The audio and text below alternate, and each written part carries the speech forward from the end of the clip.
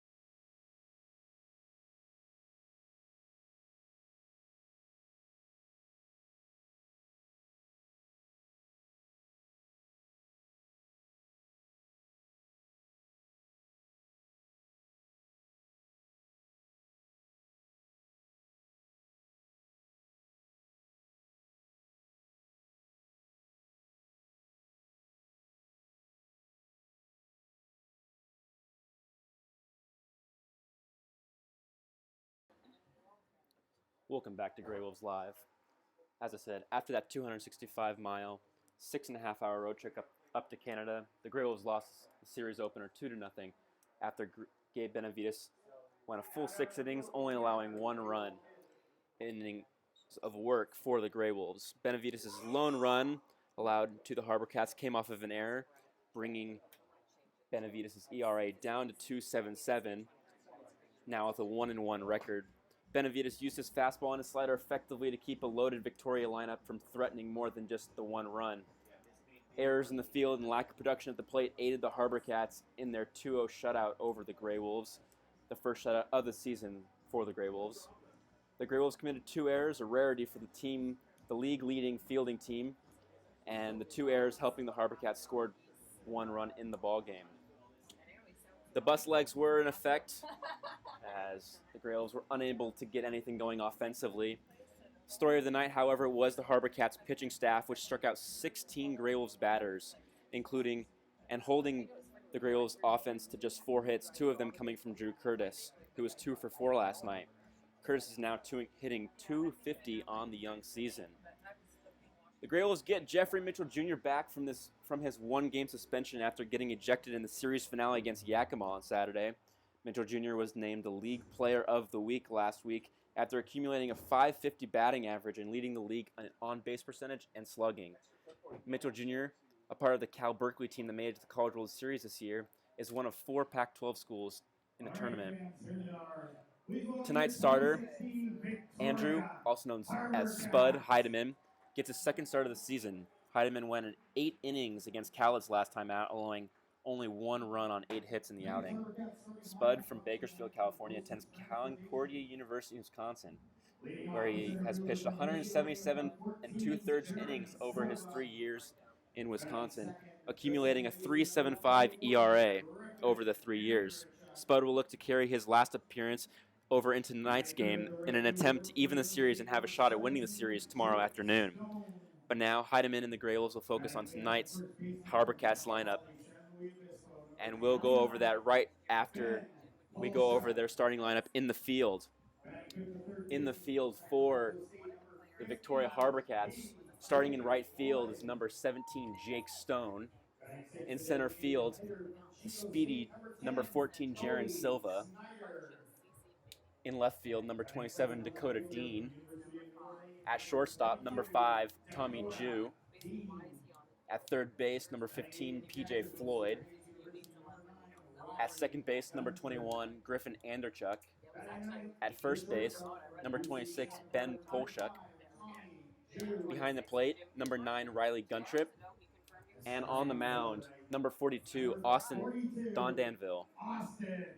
Dondanville, a starter for Cal Poly this year, and his second year with the HarbourCats. And Dondanville will look to see if he can keep the GreyWolves offense from sparking up here in Gresham. Starting off and getting his first start here in Victoria for the GreyWolves, will go down the batting order as they bat first here at Royal Athletic Park is number 29, Curtis Perrin. He's playing second base tonight. Batting second at third, number 1, Michael Breen. Batting third in right field, number 6, Jeffrey Mitchell Jr. Fourth at third base, number 21, Drew Curtis. In center field, number 13, Ryan Smith. At short, number 8, Jack Johnson. DHing is Nick Snyder. Behind the plate, number 22, Ben Klenke. And batting last, number 24, Jack Bauer. The first pitch from Dondanville is a low strike ball. Low and outside is a fastball for ball number 1 to Curtis Perrin. Curtis Perrin coming in as a pinch hitter last night in the 2-0 loss. And he's going to take the second pitch right at his kneecap. So he'll get a free base there from Austin Dondanville. So Curtis Perrin, an early base runner. GreyWolves didn't get a base runner last game until the mid-innings, as they were unable to get any base runners for most of the game, only getting 4 hits on the game. That'll bring up number 1, third baseman Michael Breen, with Curtis Perrin over at first base. Austin Dondanville coming set, looking over at first. Michael Breen will square around to bunt, but the pitch is up in the zone, and he'll pull it back for ball number 1.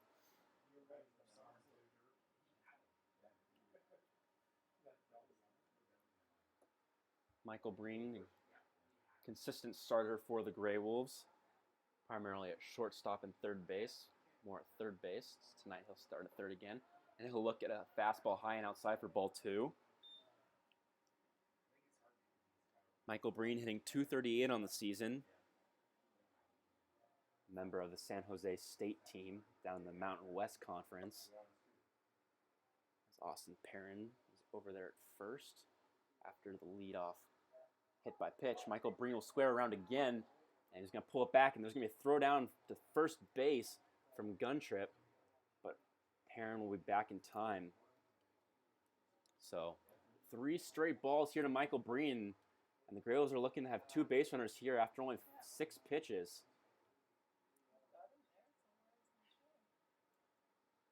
Michael Breen squares around again, and he'll pull it back for strike number 1, though. So 3-1 now to Michael Breen.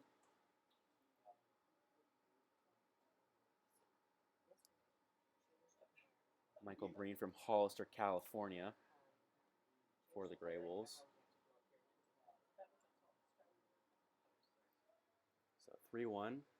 There's going to be a throw over to first base. Curtis Perrin diving back, but in time.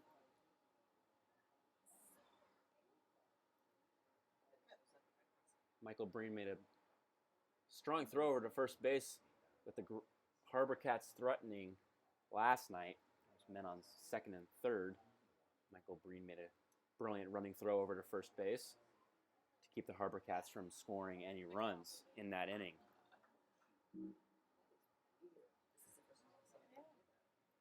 Michael Breen with 21 at-bats so far this season, 5 hits and scoring 4 runs for the GreyWolves.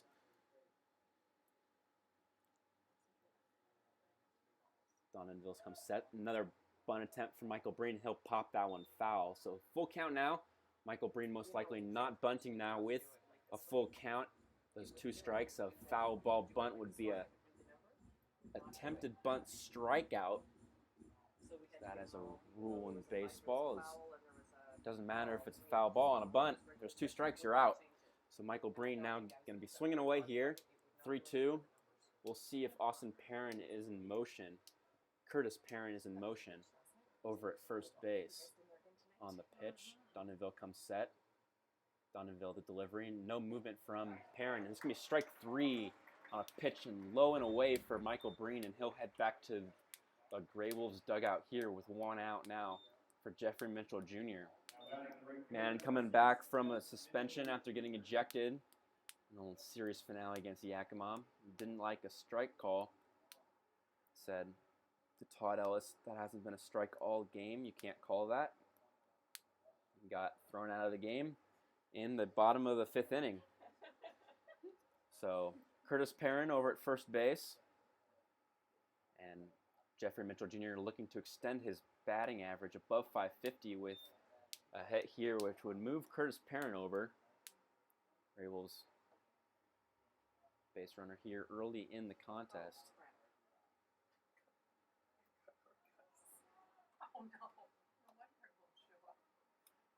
HarbourCats, Donenville's delivery. Jeffrey Mitchell Jr. is going to swing and miss at a fastball up in the zone. So 1-1 count now for Jeffrey Mitchell Jr., who has 11 hits on the season, playing in 6 games for the GreyWolves. GreyWolves are 3-4 on the season. HarbourCats are 6-3. Donenville coming set. Donenville out of Cal Poly. The 1-1 pitch is low and outside for ball 2. So 2-1 now for Jeffrey Mitchell Jr. Jeffrey Mitchell Jr. again hitting 550. Donenville, his second year with the HarbourCats. Last year went 4-3 with a 2.80 ERA. Delivery from Donenville is up in the zone. Strike 2 is Jeffrey Mitchell Jr. will swing and miss at that one. So 2-2 now, and Mitchell Jr. Donenville throwing 57 2/3 innings last summer for 42 strikeouts. So Donenville aware of the talent in the conference, but unaware, as this is his first outing against the Gresham GreyWolves in their inaugural season in the West Coast League. The 2-2 pitch is slapped foul into the stands down the first baseline. So good piece of hitting there to stay alive in the at bat by Jeffrey Mitchell Jr. Jeffrey Mitchell Jr. playing in right field tonight. Outfielder, primarily in center and right.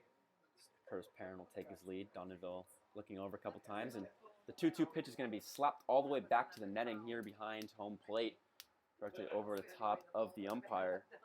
So Jeffrey Mitchell Jr. fouling off 2 pitches, looking at his 7th pitch of the at-bat coming here soon. As Austin Donenville will come set. His little double set move. The delivery is low and outside for ball 3. Really close, but Jeffrey Mitchell Jr. didn't even bring the bat off of his shoulder, knowing that one was a ball all the way. So full count. Second full count and 2 batters here for Donenville against the Gresham GreyWolves. Jeffrey Mitchell Jr. And he'll get rung up on a pitch high and outside. A fastball just clipping the outside part of the plate. So 2 strikeouts, 2 full count strikeouts for Donenville. 2 outs as Curtis Perrin is still over there at first base after the first at-bat hit by pitch for Curtis Perrin. That'll bring up Drew Curtis, the first baseman tonight for the GreyWolves. going 2 for 4 last night.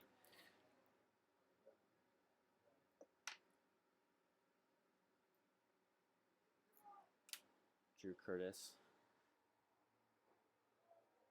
the only multi-hit batter from last night. He'll look at a curveball low and inside, front door curveball from the right-hander Dondenville.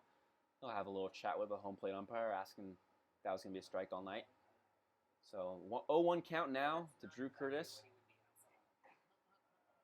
He's going to look at a fastball outside, really close to where Jeffrey Mitchell Jr. last pitch was, but a ball there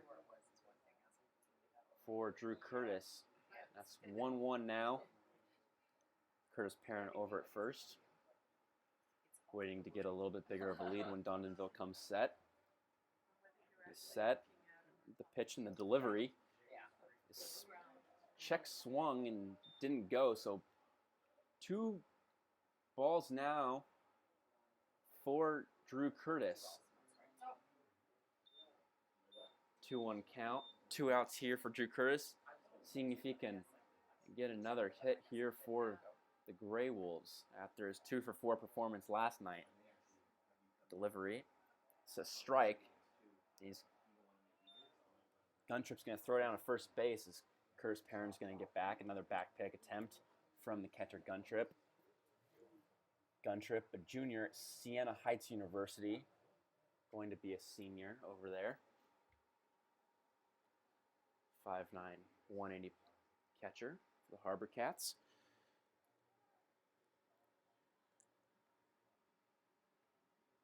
Drew Curtis hitting .250 on the season. He's going to foul one off to stay alive here in the at-bat.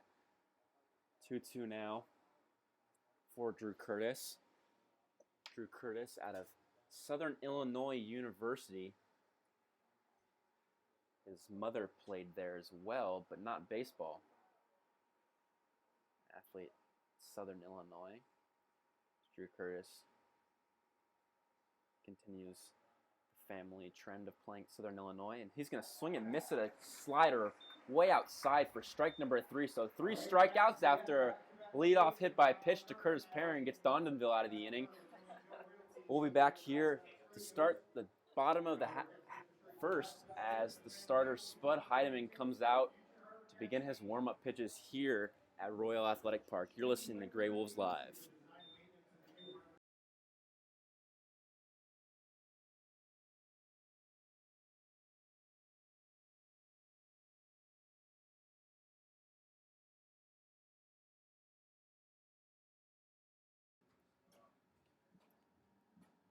Finding the right dentist for your young children can be challenging. At Gresham Pediatric Dentistry, we understand the importance of helping your child feel comfortable in the dental chair. Since 2007, Dr. Ji-Young Lee has helped many young patients in the Gresham area, and she can help your child too. Request your appointment today at GreshamPediatricDentistry.com.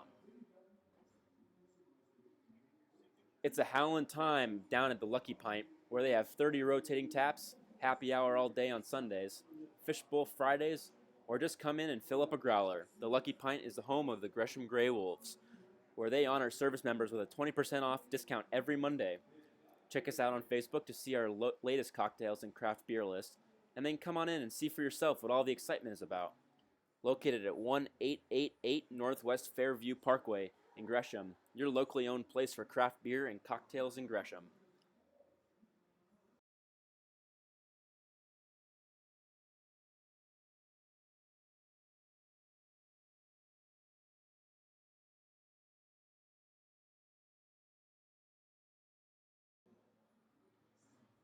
Welcome back to GreyWolves Live as Spud Heidemann completes his warm-up pitches here in the bottom of the first inning as he'll get his first crack at the HarbourCats lineup. HarbourCats sending center fielder Jaron Silva up to bat first. Though on deck batter will be Griffin Anderchuk. And then in the hole is Jake Stone, the 3 batters for the HarbourCats here in the bottom of the first inning. Spud Heidemann, his second start here for the GreyWolves. Last outing against Cowlitz Black Bears went 8 full innings, only allowing 8 hits and 1 run for a 1.13 ERA. He's played at Concordia University in Wisconsin for 3 years, accumulating a 3.75 ERA in his time there. So he'll lead off. His leadoff batter is Jaron Silva. So the first pitch is a strike. First pitch fastball low in the zone. Ben Klenke throws it back and gets the signs over from pitching coach Sanderson. Jaron Silva, 9 for 23 on the season with 2 RBIs. Jaron Silva out of UCLA, as he'll look at a pitch low and outside for ball number 1. So 1-1 count now to the UCLA Bruin. Spud Heidemann, the starter again after his last outing against Cowlitz, only allowing 1 run with 3 walks and 2 Ks. The 1-1 pitch is skied foul. Looks like it's going to get out of play, the 85-mile-an-hour fastball. Michael Breen's going to go over the fence halfway as he's going to hang on, keep his balance, attempting to catch that foul ball as it was going out of play. So 1-2 now for Spud Heidemann to Jaron Silva. Spud Heidemann accumulating a 1.15 ERA in conference play this last year for Concordia over 39 innings. The delivery is swung on and slapped into center field, but a great sprinting attempt by Ryan Smith, the center fielder tonight for the GreyWolves, and he's going to haul that one in for out number 1. Off the bat, it looked like he was going to get down a little bloop line drive single there for Jaron Silva, but the speed of Ryan Smith in center field was able to haul it in for out number 1. Starting in right field tonight for your GreyWolves, Jeffrey Mitchell Jr. Then, as we just said, Ryan Smith is in center and Jack Bowers in left.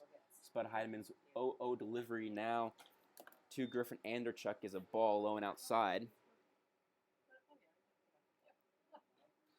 At shortstop tonight, the University of Washington Husky, Jack Johnson.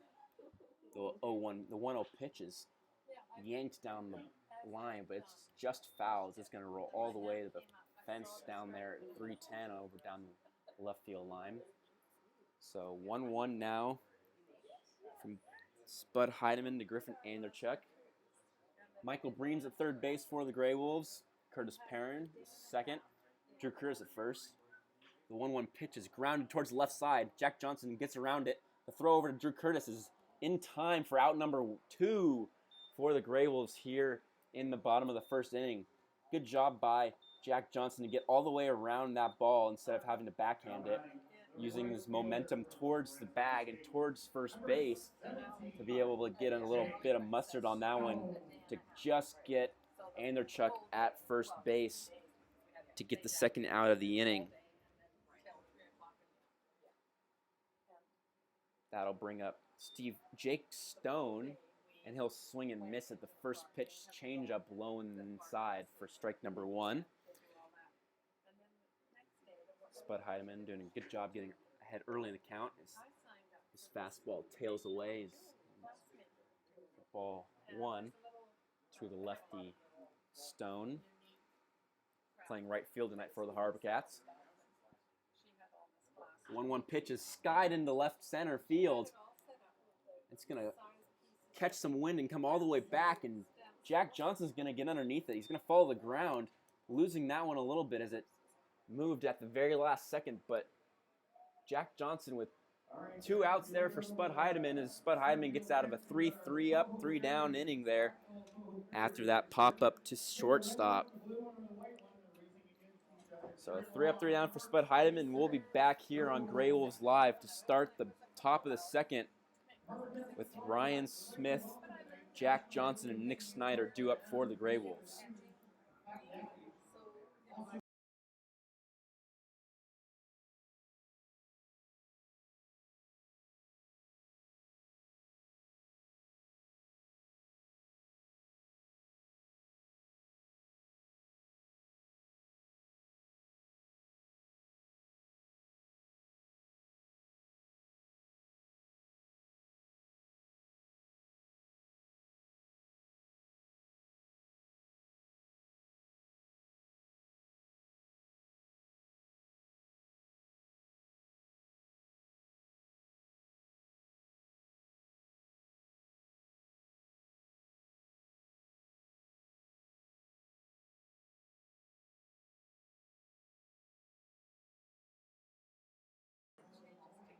Welcome back to GreyWolves Live as Ryan Smith steps into the batter's box here against Austin Dondonville. Spud Heidemann getting that 3-up, 3-down inning there against the HarbourCats. Strong effort there from the Concordia man. Ryan Smith up first for the GreyWolves here in the top of the second inning. Smith hitting 130 on the season with 3 hits and 2 runs scored for the GreyWolves. He has worked 4 walks though, so he can get on base for the GreyWolves. Delivery. It's going to be a strike. It's going to be a fastball 90 miles an hour low in the zone.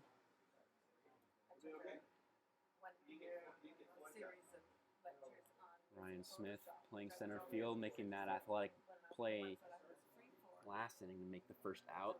The 0-1 pitch, 79 miles an hour, tails towards the left-handed batter's box for ball number 1. Dondonville in the windup, delivery in the pitch. And it's going to be a fastball low, a little bit lower than last time. So 2-1 now to Ryan Smith.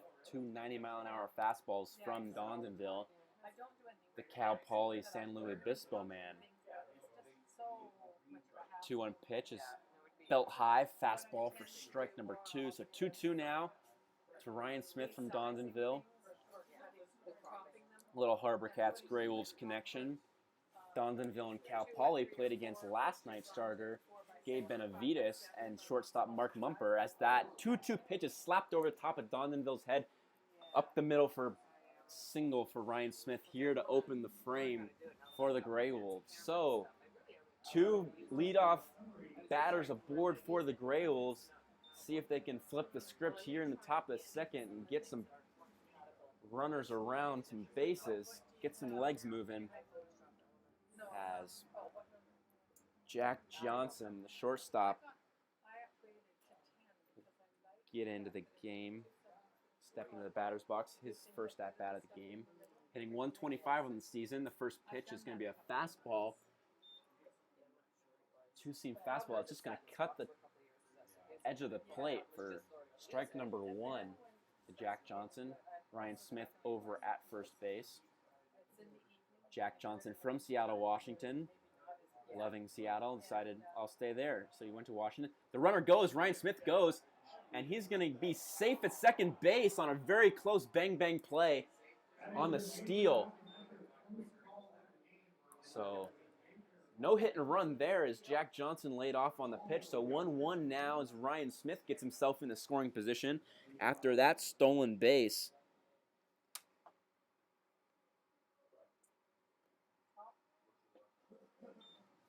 HarbourCats and the HarbourCats fans didn't like that play. The tag was off to the right side of the bag. So umpire over at second base. Not liking that.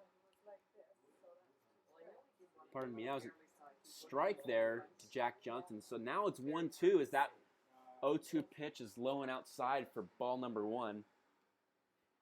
1-2 now to Jack Johnson, Washington Husky, who also made the NCAA tournament here. Huskies finishing second, 1 game behind Pac-12 title winner Utah. And the 1-2 pitch gets all the way to the backstop. Gunchard doesn't even have a play on that one, so Ryan Smith gets over to third on the wild pitch. So now Jack Johnson with a really good chance at getting a runner here in for the GreyWolves. And this would be an unearned run for Dondonville after that wild pitch on the air.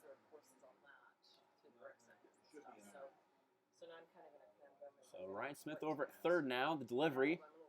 It's going to be a curveball that gets the outside corner.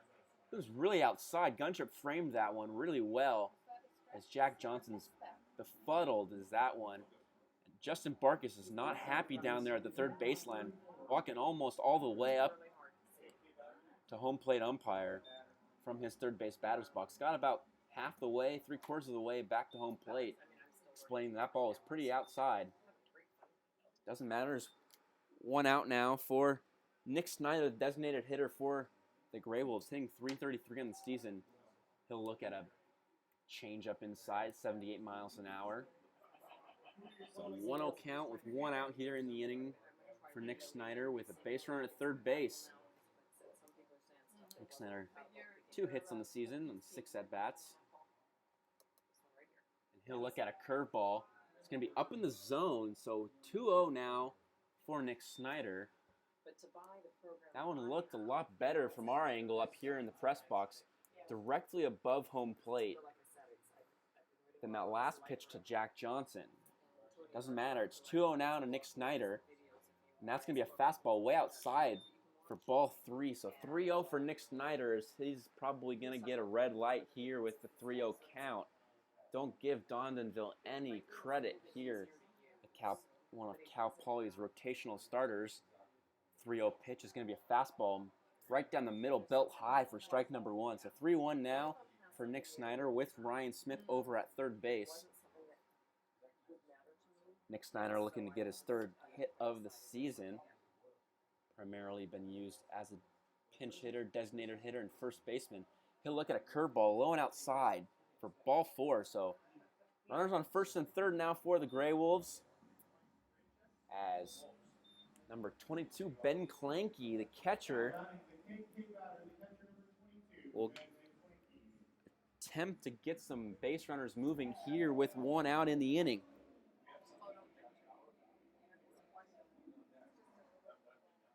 Ryan Smith over there at third after a stolen base and a wild pitch. And Nick Snyder at first after the 5-pitch walk. Ben Clanky out of Nebraska.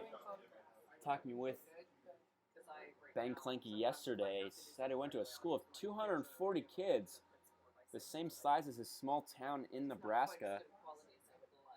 And he'll look at a fastball low and outside for ball number 1. It's a big adjustment going from a school of 240 to big ol' Nebraska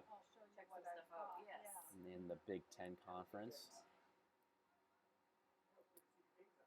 But Ben Clanky stepping in now with a 1-0 count. Runners on first and third, and he's going to check swing, foul ball one right towards Jack Bauer in the batter's box, on deck batter's circle. Right to Jack Bauer's right side, bounce off the wall and roll into the dugout of the GreyWolves. So 1-1 now as the home plate umpire puts the ball back in play. Dugouts are a little interesting here. They're only half of a dugout. Half the dugout has a top, and 1-1 pitch is going to miss for ball 2. So 2-1 now to Ben Clanky. Half the dugout has a fence and half the dugout has an awning. The other half is completely open, the movable bench, and a line from the fence where the dugout is, extending all the way to the end of the start of the backstop. 2-1 pitch is fouled off towards the left side of the netting. So 2-2. 2-2 now to Ben Clanky. Ben Clanky hitting .222 on the season. 2 hits and a run scored with a walk for Ben Clanky on the season in the 7 games that the GreyWolves have played. Ben Clanky 9 at-bats and playing in 3 games. And he's going to swing it and miss at the 2-2 changeup at 76 miles an hour for strike number 3. So 2 strikeouts here for Austin Dondonville after that at-bat to Ben Clanky. 5 strikeouts in the game so far for Austin Dondonville.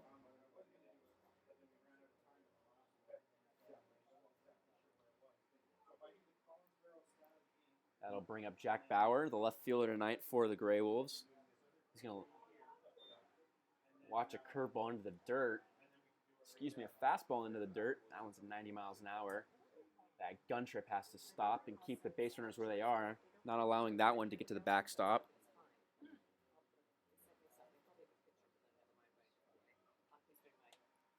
So 5 strikeouts now for Dondonville as Jack Bauer will swing and foul that one off.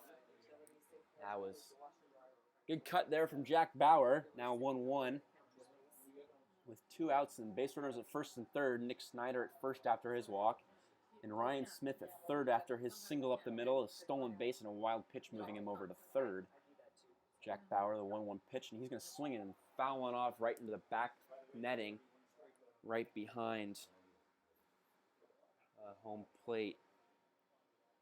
So 1-2 now for Jack Bauer as Dondonville will head back to the mound after getting a new ball from home plate umpire.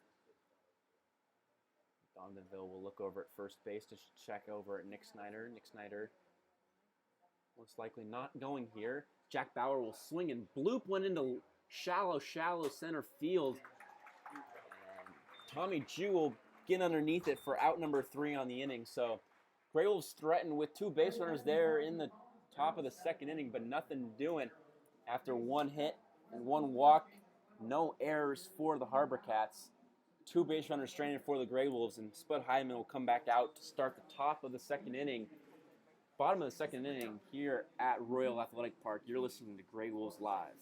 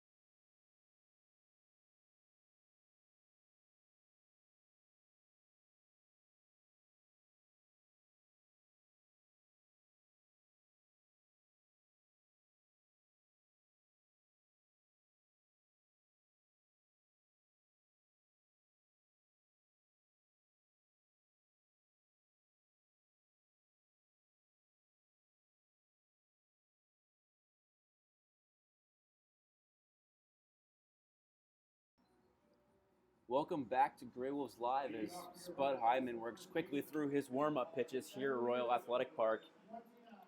He'll get Ben Polshuk, number 29 in the game, playing first base for the HarbourCats. And we'll see PJ Floyd as his first pitch is a changeup, low in the zone for ball number 1. Ben Polshuk, PJ Floyd, and Cody Snyder. 2 Snyders in the game for both the HarbourCats and the GreyWolves. The 1-0 pitch is a fastball outside for strike number 1. Polshuk got a Cal Poly, San Luis Obispo, same as a starter. The 1-1 pitch from Heidemann is looks like a strike there, but we'll get the official. The home plate umpire, yeah, it was a strike. Strike calls aren't very loud, and his arm doesn't move much, so you got to really pay attention. The 1-2 pitch is a curveball. It just misses inside on the front door breaking ball at 77 miles an hour. So now it's 2-2 to Ben Polshuk, the first baseman for the HarbourCats. Spud Heidemann in the second outing, his second inning here. Another curveball. It's going to be swung on and pulled down the first baseline. Didn't have a lot of mustard on that one as it trickles into the GreyWolves dugout. Spud Heidemann working out of the windup here with the 2-2 pitch to Ben Polshuk. That's going to be a fastball inside for ball 3. So full count now for Bud Spiderman to Ben Polshuk. His first full count of the game. Quickly getting Jaron Silva the fly to center. Griffin Anderchuk grounding out short. The full count pitch is yanked to left field, and that one's going to hit the top of the scoreboard. Royal Athletic Park is curved over the top of the wall, and that's going to be a home run for Ben Polshuk here in the second inning. The first home run allowed for the GreyWolves here at Royal Athletic Park, the second of the season. And second home run in West Coast League play.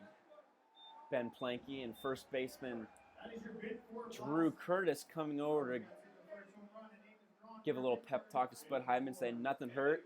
That's only a 1-run home run. So the solo shot from Ben Polshuk is the only hit for the HarbourCats, as that one was put on a platter out there in left field. Hit the top of the scoreboard as the first pitch to PJ Floyd is slapped out of play down the left field line.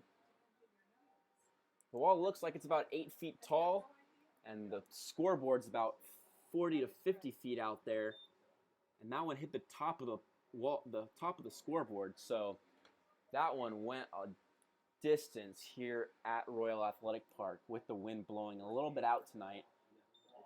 It's a 1-2 count now for PJ Floyd after the curveball in the dirt misses there for the first ball of the at-bat. Slapped foul and then a fastball strike. So 1-2 pitch from Spud Heidemann is pulled right at Curtis Perrin, the first baseman. He'll back up, second baseman. He'll back up a couple steps and take that one in a crouch there and throw it over to Drew Curtis for the first out of the inning. So 1 out now to Cody Snyder, the designated hitter for the HarbourCats. Ball was hit hard from PJ Floyd, but right at Curtis Perrin, who was able to play it well. Gets depth and make a play. First pitch to Cody Snyder is a fastball, low and inside for ball number 1. Spud working out of the windup, and he's going to deliver a 84-mile-an-hour fastball that Snyder is going to foul off into the netting here at Royal Athletic Park. The sun is starting to set, but it's a beautiful night here in Victoria, as always. And that one's going to be slapped towards center, but Curtis Perrin's going to get over to it and make a play over at first base to retire Cody Snyder. So 2 ground ball outs here for Spud Heidemann to Curtis Perrin. Curtis Perrin ranging to his right on that play, making a strong throw over to first base to get Cody Snyder in time. That'll bring up Dakota Dean, the left fielder tonight for the HarbourCats. Dakota Dean out of University of New Orleans. He'll look at a first pitch fastball inside for ball number 1.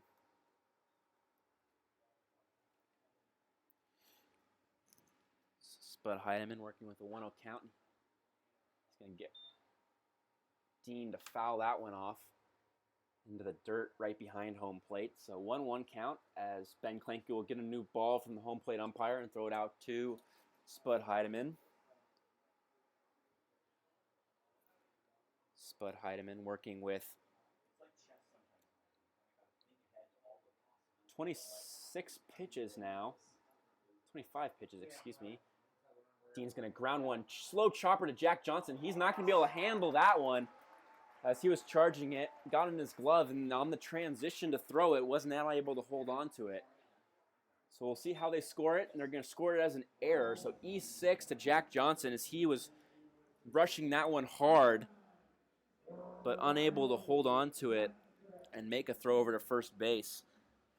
And that'll bring up the catcher, Riley Guntrip. Guntrip out of Siena Heights University. The only man from Siena Heights on the HarbourCats roster. Now with Dakota Dean at first base, Spud Heidemann delivering. That's going to be skied out of play towards the food trucks in the left field concourse behind the GreyWolves dugout. There's about 6 food trucks behind the HarbourCats dugout on the concourse and 1 down the third base line behind the GreyWolves. 1-1 pitch is hitting the hole as Dean has to put on the brakes as that one could have hit him if he kept running. As that one gets into the outfield, Jeffrey Mitchell Jr. will throw it in to keep everybody at 1 base. So a 2-out single there for Riley Guntrip into the hole between first and second. We'll move Dakota Dean over to second base after the single. So Dakota Dean now at second and Riley Guntrip at first. That'll bring up Tommy Jew, the shortstop tonight.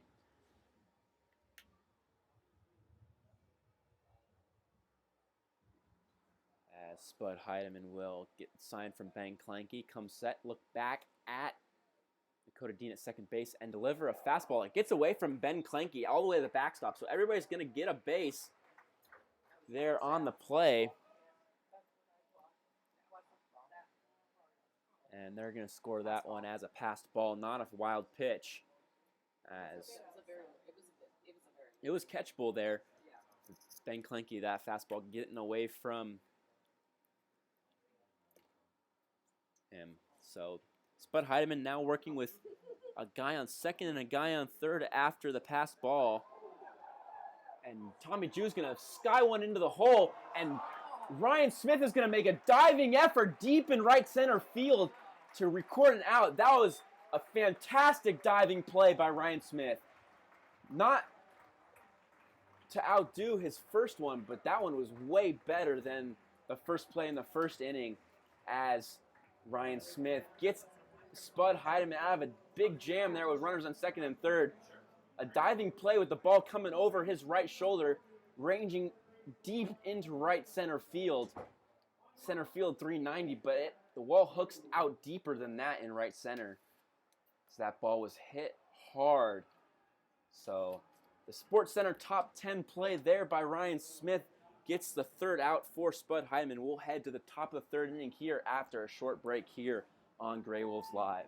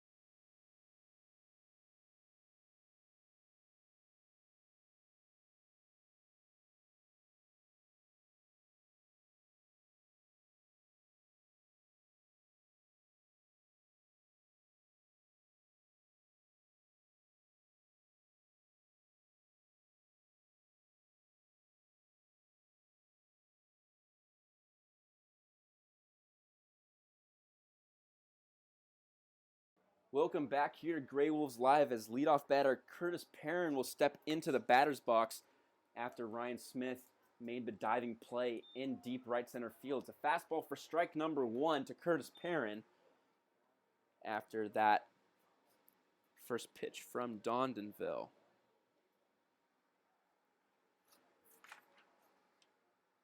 Curtis Perrin in his no hits in the game, and it's going to be a slap swinging bunt there right back towards the pitcher, Dondonville, and he'll hustle over to first base and toss it underhand to Ben Polshik for the first out of the third inning. The 1-3 swinging ground ball bunt, which will bring up third baseman Michael Breen, who struck out swinging in his first at-bat in the first inning.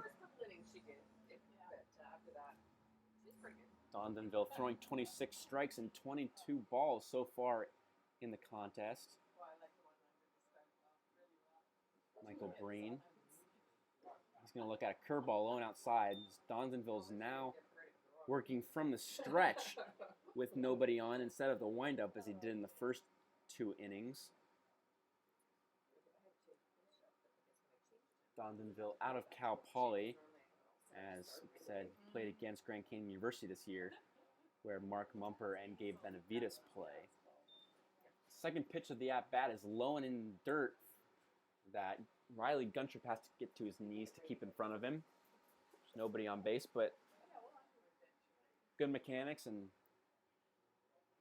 good thing to get in a habit of, getting down and dirty there to keep the ball in front of him. 90-mile-an-hour fastball misses for ball number 3 outside. So 3-0 count now for Michael Breen, looking to get on base here after striking out in the first inning. 3-0 pitch. It's belt high for strike number 1. 90-mile-an-hour fastball from Dondonville. Michael Breen 5 for 21 on the season, hitting .227. He's going to foul one all the way to the backstop. The bat boy will go out and retrieve and bring back to the HarbourCats dugout. So full count now for Michael Breen after 2 consecutive strikes from Dondonville. Dondenville comes set, delivery. Michael Breen's going to slap one into the center field, but shortstop Tommy Jew's going to get around it and make a play and throw out Michael Breen at first base, as that one looked off the bat like it was going to get all the way through, but took a little skip off the mound and went towards the shortstop, as Tommy Jew was able to retrieve that one for the 6-3 putout to record the second out of the inning here for the GreyWolves. Bring up Jeffrey Mitchell Jr., hitting .524 on the season, striking out in his last at-bat.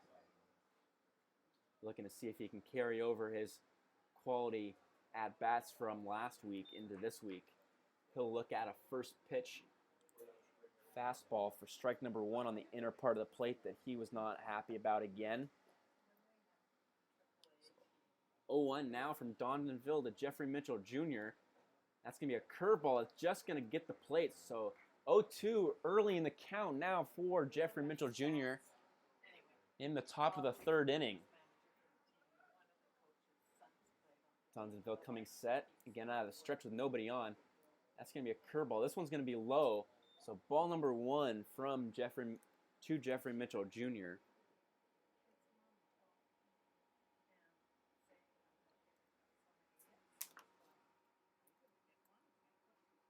Jeffrey Mitchell Jr. coming off suspension that he had to complete last game.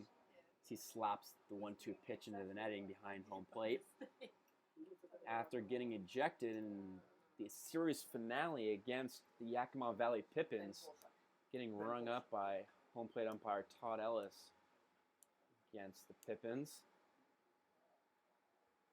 for arguing balls and strikes. The 1-2 pitch is high and outside for ball number 2. So 2-2 now for Jeffrey Mitchell Jr. Michael Breen grounding out the short in the last at-bat.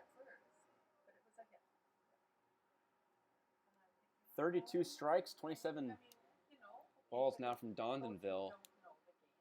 59 pitches through 2 2/3.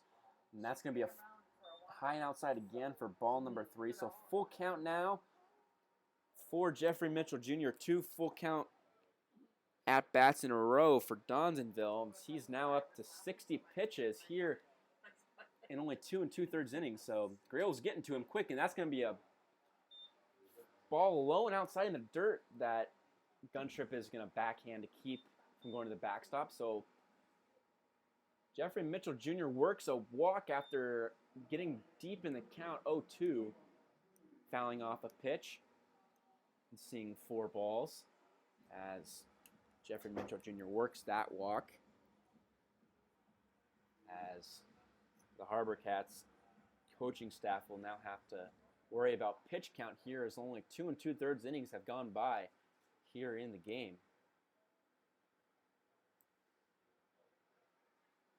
Dondenville will step off, send Jeffrey Mitchell Jr. back to first base with no throw, though. Drew Curtis now in the bat. He'll look at a fastball outside and for ball number 1. Drew Curtis striking out, swinging last at bat. Dondenville getting 3 strikeouts in the first inning after hitting Curtis Perrin, and then getting 2 strikeouts in the second inning. He'll throw over to first base to keep the speedy Jeffrey Mitchell Jr. at first base. Jeffrey Mitchell Jr. and Ryan Smith, very speedy base runners and outfielders for the GreyWolves. Ryan Smith on deck, singling in his last at-bat in the second inning, leading off the second inning. Getting the third. The 1-0 pitch is outside for ball number 2. Fake throw over to first base from Guntrip sends Jeffrey Mitchell Jr. back to first base. Austin Dondenville now with 63 pitches in the game, facing Drew Curtis, hitting .240 on the season. 2-0 pitch is skied out to right field towards the soccer stands, as Royal Athletic Park is a dual-use facility. In the spring and summer is used as a baseball field, and the fall and winter is used as a soccer facility. Soccer stands way down there, down the first baseline where the fence meets, perpendicular to the... Jeffrey Mitchell Jr. takes off, and that high throw from Guntrip forces the second baseman, Griffin Anderchuk, to jump and catch that ball to keep it from going into center field. So stolen base there for Jeffrey Mitchell Jr. 2 stolen bases for the Grey Wolves here in the contest. Off of Riley Guntrip. 3-1 count now to Drew Curtis. A single is scored to the speedy Jeffrey Mitchell Jr., the Cal Berkeley man. He's over there at second base as Drew Curtis holds off on a 3-1 curveball called strike. So full count, 2 outs now for Drew Curtis facing Austin Dondonville. Dondonville now with 3 full counts here in this frame. Drew Curtis will pull one. He's going to get on top of the Grey Wolves dugout down the third baseline. Stay alive in at bat. Drew Curtis going 2 for 4 last night. 2 singles. No extra base hits for the Grey Wolves last night, as starter Will McCaffrey was able to hold the Grey Wolves to 0 runs. It's going to be a curveball for strike number 3 as Drew Curtis gets rung up by the home plate umpire. So Drew Curtis now with 2 strikeouts in the contest. And Austin Dondonville now with 6 Ks through the game. As we'll head to the bottom of the 3rd inning here at Royal Athletic Park, as Spud Heidemann comes out for the 3rd inning, down 1-0 after home run by Ben Polshik in the 2nd. You're listening to Gresham GreyWolves Baseball on Grey Wolves Live.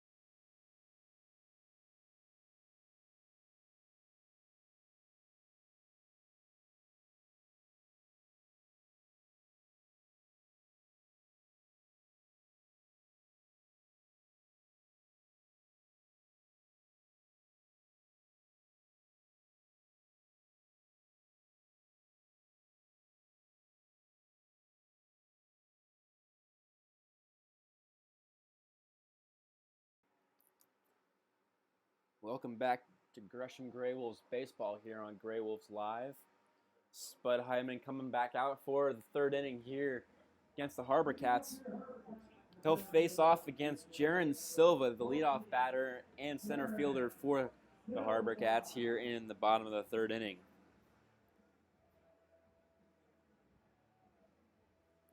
Jaron Silva flying out to shallow center field in his first at-bat. Ryan Smith making a fantastic play to retire Jaron Silva, and then making a fantastic play to end Tommy Jew's at-bat, ranging deep into right center field, as the first pitch from Spud Heidemann is fastball and outside for ball number 1. Spud Heidemann's 2nd pitch, a fastball that clips the inside part of the plate for strike number 1. So 1-1 now to Jaron Silva. Jaron Silva, UCLA, freshman there this year. UCLA Bruins, down year this year, finishing bottom part of the Pac-12, expected to finish 2nd in the Conference of Champions. 2-1 pitch from Spud Heidemann is a ball low in the zone as Jaron Silva squared around a bunt, and Michael Breen crashing hard on the pitch. So 3-1 now to the UCLA Bruin, playing here in Victoria for the HarbourCats this summer. He'll look at a fastball high and outside that the home plate umpire is going to call. Jaron Silva is already out of the batter's box and an eighth of the way down to first base before the pitch was called a strike. And the HarbourCats manager down there at third base is not happy about that strike call. So both managers haven't liked the strike zone today, as they've both come about halfway down the third baseline to come chat with the home plate umpire. So full count now to Jaron Silva.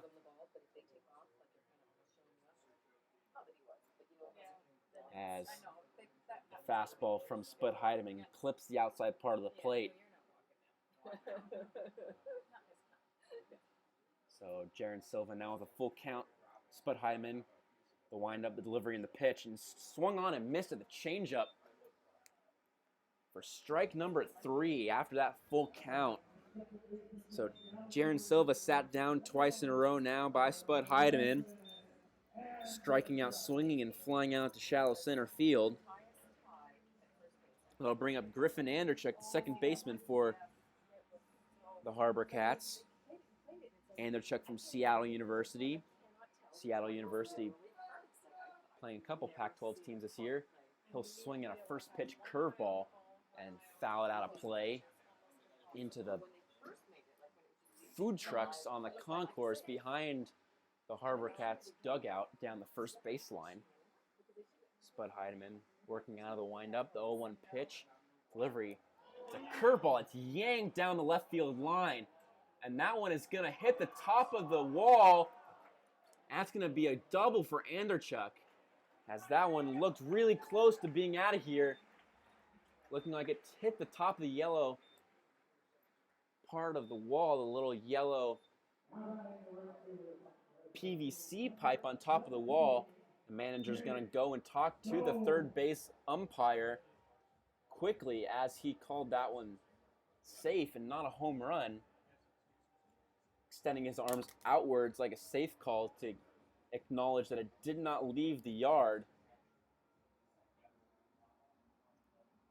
Nothing doing is Anderchuk, though, at second base after the double. So Spud Heidemann missing on the curveball that Anderchuk pulled really far down the left field line. So Anderchuk at second after the double. Which brings up Jake Stone, and he's going to swing and miss at a fastball for strike number 1. Looking to get all that one, but way behind on it. Jake Stone playing in right field tonight as the sun sets behind the GreyWolves dugout. Third base, looking right into right field. Delivery from Spud Heidemann is a fastball low and outside for ball number 1. Anderchuk getting a big secondary out there at second base. Ben Polshik on deck. The lone run for the HarbourCats. Solo shot off the top of the scoreboard. And Jake Stone swings and misses at another fastball there from Spud Heidemann. So 1-2 now for Spud Heidemann to Jake Stone. After 2 swings and 2 misses by Stone, the right fielder for the HarbourCats. Working quickly as Spiderman, he's going to foul that one off. Jake Stone just getting a piece of it as Ben Klenke is unable to hold on to it. Unfortunate for Spud Heidemann and Ben Klenke, as foul tip into the glove would have been strike number 3 to Jake Stone. Spud Heidemann working with a 1-2 count and 1 out now in the inning after retiring Jaron Silva. He's going to get Jake Stone swinging here on the 1-2 pitch. A fastball at 84 miles an hour as Jake Stone heads back to the HarbourCats dugout after that strikeout. That'll bring up number 29, Ben Polshuk, the first baseman who homered in the second inning. A towering shot hitting off the C in the middle of the Royal Athletic Park sign above the scoreboard. Royal Athletic Park curving as it starts at one end and ends on the other end, just like a rainbow. First pitch curveball misses low and outside for ball number 1 to Polshuk.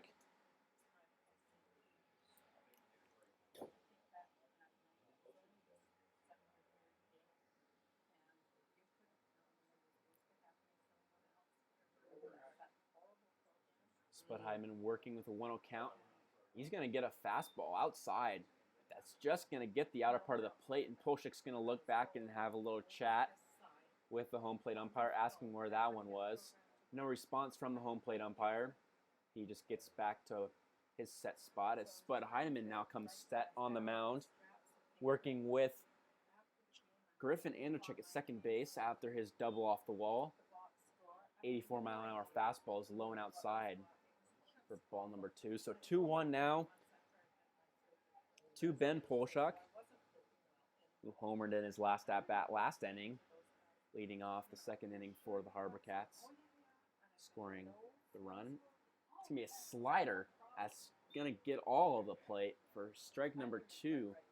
Ben Polshik completely fooled by that 2-2 pitch. 2-1 pitch, now 2-2. After that 2-1 slider. Sanderson doing a good job at keeping batters off balance as he calls the pitches from the dugout.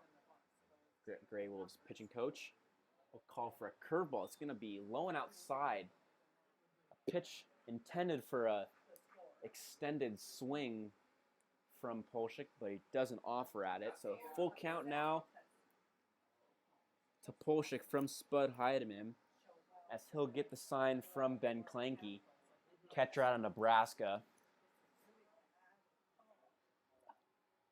The full count pitch is swung on and skied into right field. Jeffrey Mitchell Jr. will get underneath it, head backwards a couple steps, skip forward, get a little bit of a dance move in there, shimmy shake, and get underneath the ball for out number 3 after the fly out to right field. So the double doesn't hurt Spud Hyman after Griffin Anderchuk's double off the wall in left field. So we'll head to the top of the 4th inning here as the HarbourCats lead 1-0 against the Gresham GreyWolves. You're listening to Gresham GreyWolves Baseball on GreyWolves Live.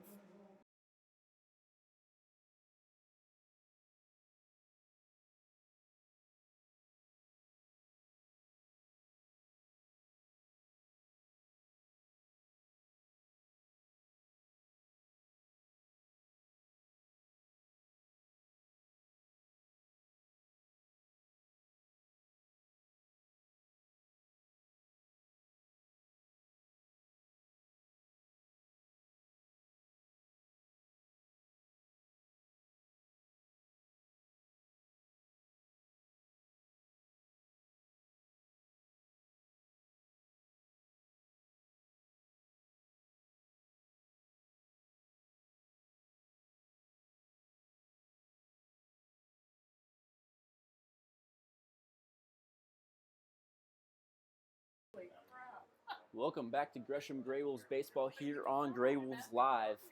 If you're a Gresham GreyWolves fan and you have a kid or you are a kid ages 5 to 16, the GreyWolves are hosting a baseball camp July 20th through the 22nd, which will include base running, batting, fielding, and much more, held by the GreyWolves. It's just $45. If you're interested, go to GreshamGreyWolves.com and go to camp registration.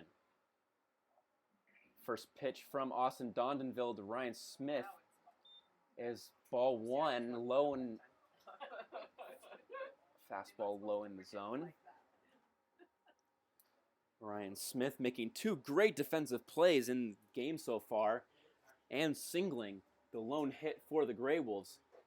He'll look at a fastball up at the letters for ball number 2. So 2-0 now to Ryan Smith,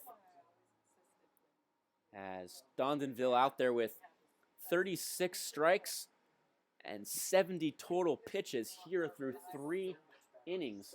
Ryan Smith's going to sky one out to left center field. Left fielder Dakota Dean ranging over to his left and making the play, calling off Jaron Silva. So 1 out now after Ryan Smith flies out to left.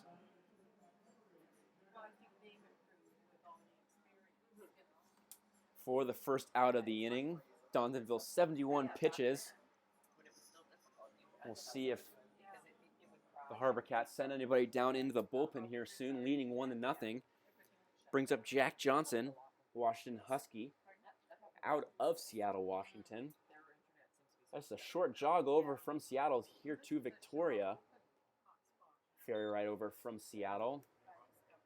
GreyWolves came through Port Angeles as Jack Johnson looks at a first pitch ball from Dondonville. 265 miles from Gresham to Victoria. The 1-0 pitch is pulled, chopped foul. It's going to dribble over towards the first base dugout of the GreyWolves. Michael Breen will go and retrieve it. No fence, really. Fence that holds about 8 guys leaning over the top of it. And then the other half of it is just a chalk line. The 1-1 pitch now from Dondonville to Jack Johnson. It's going to be a curveball. It's going to miss inside. The front door curveball missing inside to Jack Johnson.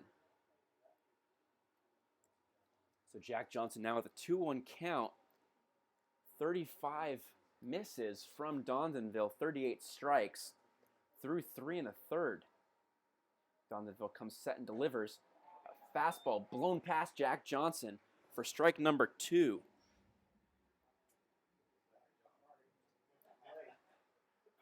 GreyWolves getting up here around 2:30 yesterday afternoon. Get into the ballpark about 4:30, 4:35 after the 265 mile trek. That one's getting 2-2 pitch is going to get slapped into the netting, and it's going to roll around the netting where the netting ends and fall into the first row of bleachers. Young fan's going to retrieve that and hold on to it for safekeeping. A little souvenir there from the ballpark. 2-2, 1 out here to Jack Johnson from Austin Dondonville.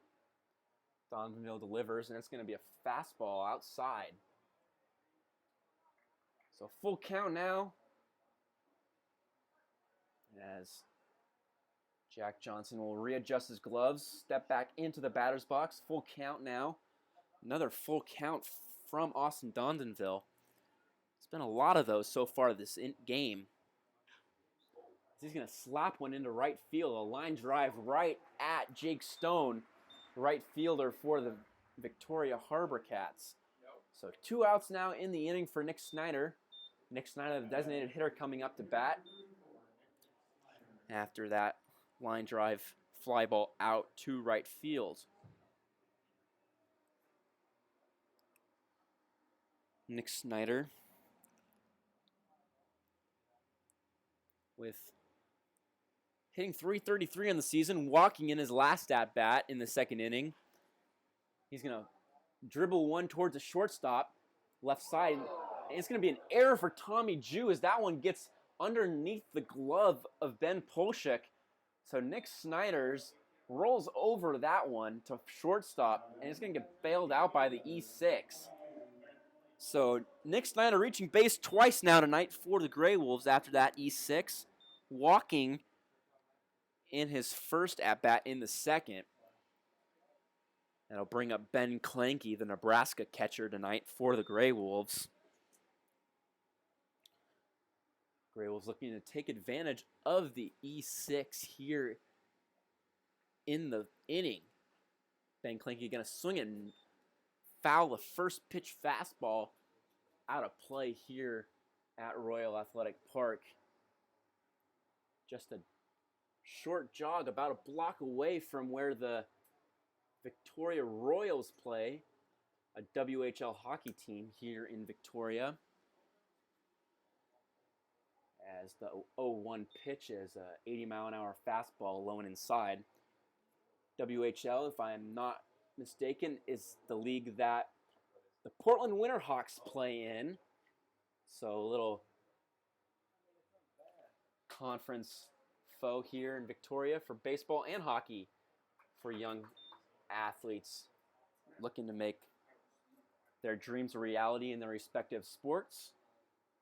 Young league, WHL, where young players harness their ability, shape up their abilities as well, get ready for the draft, and see if they can play in the NHL someday, just like players here in the West Coast League. The 1-2 pitch is skied out of play, down the first baseline, into the residential area here surrounding Royal Athletic Park. The West Coast League has produced many professional players, most notably Chris Davis of the Baltimore Orioles and Jacoby Ellsbury playing for the Yankees right now in center field. Ben Klinke's going to swing and miss at a curveball. Guy at first base, but there's 2 outs, so they're going to have to throw down to first base.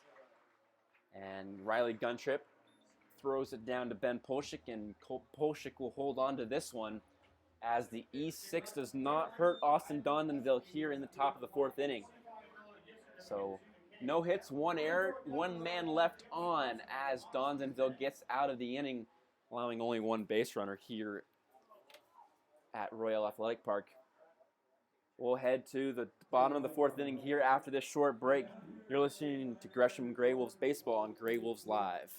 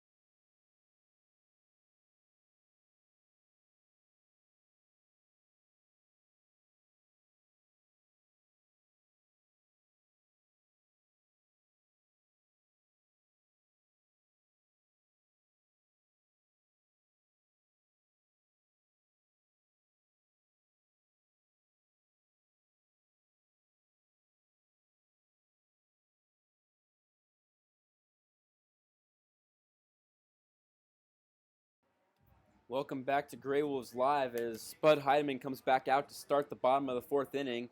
He's going to face P.J. Floyd, third baseman tonight. He's going to throw a first pitch curveball that Floyd is going to swing on and miss for strike number 1 here in the 4th inning.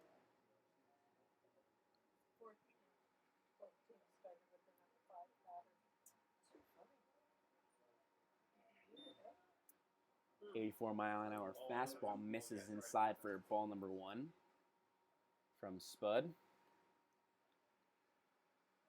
Spud's first name Andrew goes by Spud. P.J. Floyd's going to foul off the 1-1 delivery from Spud Heidemann. Casey Costello. Okay, thank you. So 1-2 now. For Spud Heidemann. It's going to be slapped right back at Spud Heidemann. It's going to hit his glove and fall down to the ground, unable to control that one. So that one's going to be a hit for P.J. Floyd right back up the middle. As unfortunate that Spud Heidemann was unable to hold on to that one.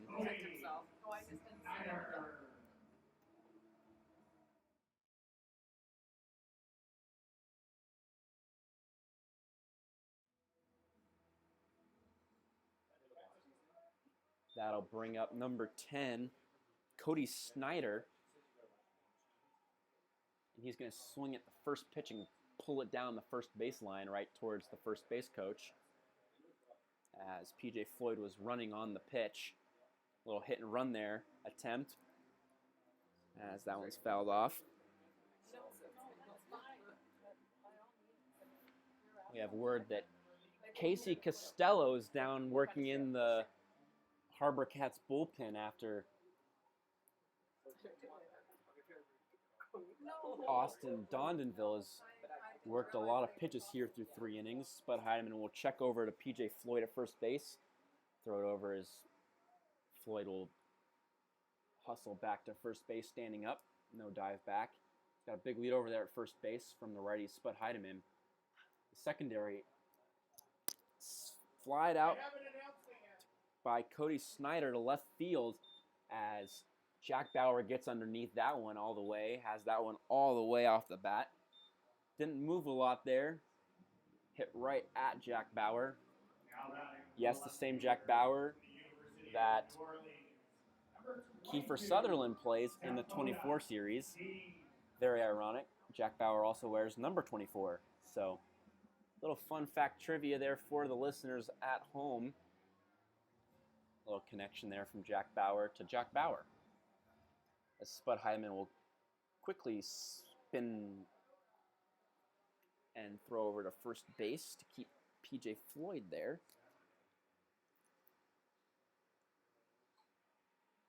Casey Costello out of Orange Coast College. Man down in the bullpen for the HarbourCats. Dakota Dean now up to bat for the HarbourCats. Reaching on an E6. Slow roller up the middle that Jack Johnson was unable to keep a hold of. And he'll look at a first pitch changeup at 80 miles an hour from Andrew Heidemann. So 0-1 now to Dakota Dean. Dakota Dean playing left field tonight for the HarbourCats. P.J. Floyd at first base after the single. Andrew Heidemann gets a 82-mile-an-hour fastball strike on the outside part of the plate. Looked pretty far outside, but called strike here tonight by the home plate umpire. 0-2 now with one out. Andrew Heidemann comes set. The delivery and the pitch. It's going to be slapped in the hole right past Curtis Perrin.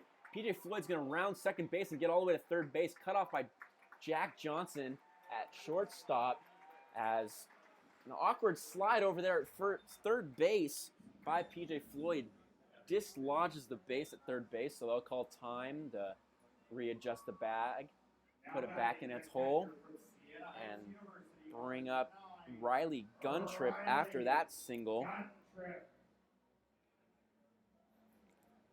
by Dakota Dean.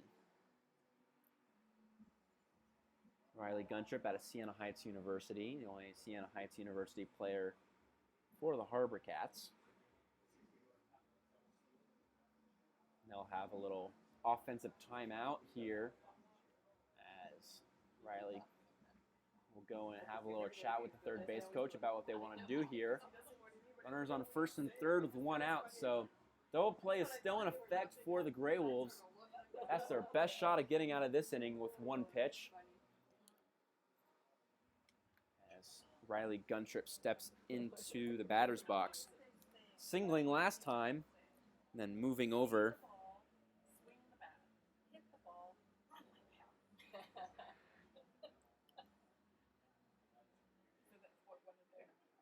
Riley Guntrip now back into the batter's box, but Heidemann comes set with runners at first and third. Delivery gets away from Ben Clanky, and everybody's going to move up a bag. And that's going to be a wild pitch from Spud Heidemann. Another unearned run for the HarbourCats after the home run by Ben Polshek in the second inning.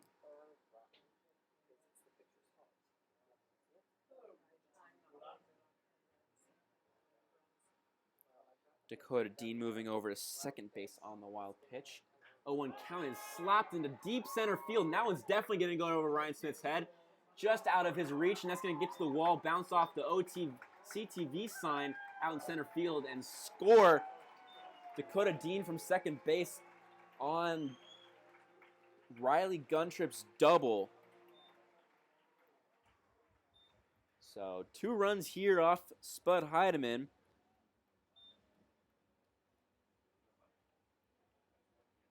And that makes it 3-0 HarbourCats here in the bottom of the 4th inning. It's going to bring up Tommy Jew, flew out to deep center field. Ryan Smith was able to haul in on the diving effort, leaving the ground 3 feet off the ground here, laying out to make the play last time in the bottom of the 2nd inning. Riley Guntrip's out there at second base. Now,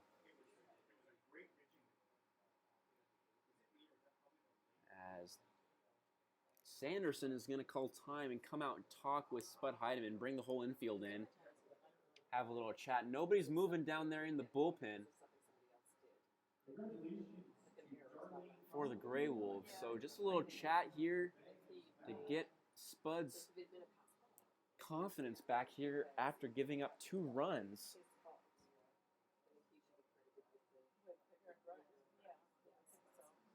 That's what it's saying. So. Yeah, I only know that it's to do with the number of outs and errors and errors. Yeah. Blah, blah, blah. So the wild pitch is going to be 3 earned runs for Heidemann. Instead of an unearned run because the wild pitch was his fault. A pass ball is the catcher's fault. Pass ball, a pitch that is catchable with minimal effort by the catcher. A wild pitch, a pitch that unable to catch by the catcher. Wild instead of passed. First pitch strike to Tommy Jew, fastball. It just clips the outside part of the plate. So Spud Heidemann working with a man at second base. That's Riley Guntrip, catcher for the HarbourCats, with 1 out in the inning. 74-mile-an-hour curveball. It doesn't break enough to catch the inner part of the plate. 1-1 now to Tommy Jew.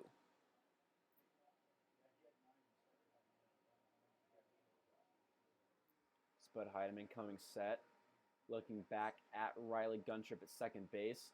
The throw, and that's going to be a curveball that's just going to break enough that Tommy Jew's going to offer at, check his swing, pull it back, and they're going to say he definitely went.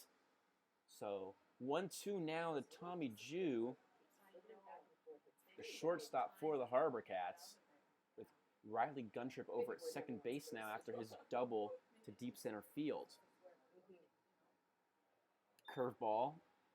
Ben Klenke slides over to his knees and keeps it in front of him. 1 out here. 2-2 pitch. Spud Heidemann getting his pitch call from Ben Klenke. Delivery swung on and slapped. High fly ball in the shallow center field. 3 players converging. Ryan Smith, the center fielder, is going to call everybody off. Looked like Curtis Perrin was going to get underneath it, but Ryan Smith comes in and calls him off. The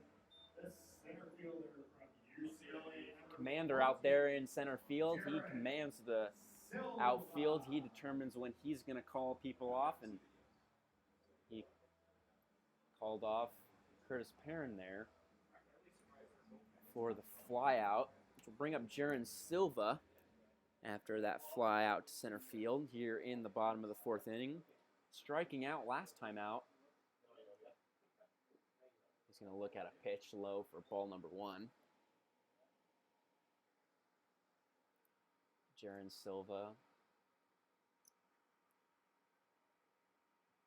out of UCLA, freshman there this last year. He's going to go on and do good things there for UCLA if he's continues what he's doing here for the HarbourCats.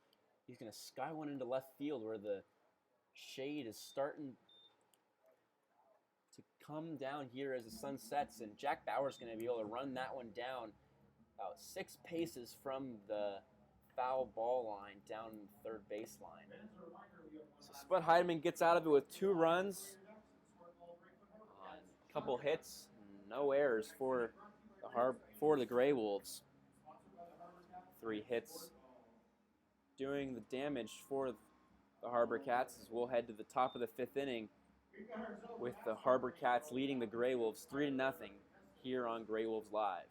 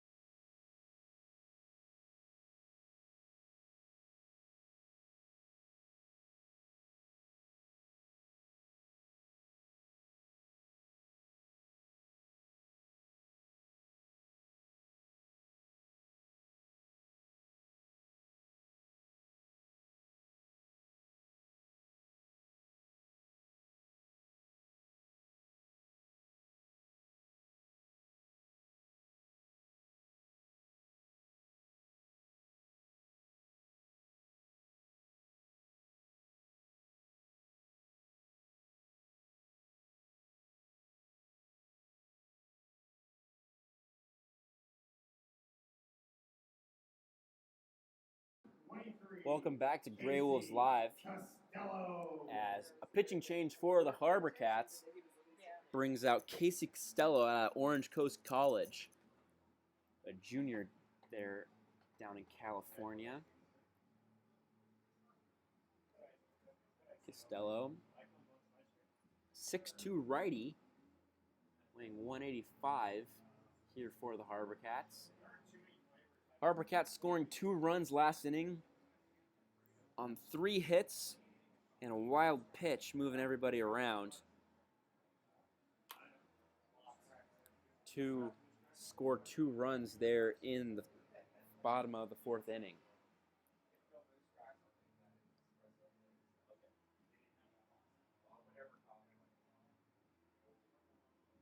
Casey Costello now pitching for the GreyWolves after Austin Dondeville went 4 full innings, striking out 7, walking 2, and only allowing 1 hit. But the pitch count coming back to bite Austin Dondeville, and that's what's going to bring him out of the game. As a first pitch to Jack Bauer, it's going to be a ball at 84 miles an hour, high and outside. The 1-0 pitch is going to be slapped in the hole that the second baseman, Griffin Anderchuk's going to hustle over to and get without a lot of effort. He was shaded over towards first base there. Now batting the second baseman, number 29, Curtis Perrin. That'll bring up Curtis Perrin for the GreyWolves. Costello working 11 innings pitched so far this season, allowing 14 hits and 10 runs, accumulating a 6.54 ERA this summer. Curtis Perrin swinging at the first pitch, and it's going to get out of play at 83 miles an hour.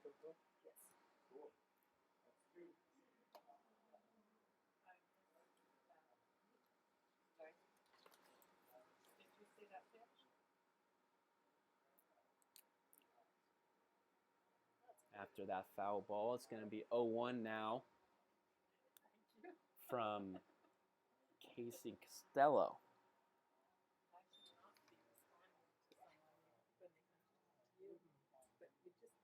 Costello, third appearance, pitching against Walla Walla, pitching against Kelowna. 1-1 pitch is swung on and fouled off into the glove of Riley Guntrip. So 1-2 now to Jack Bauer from Casey Costello.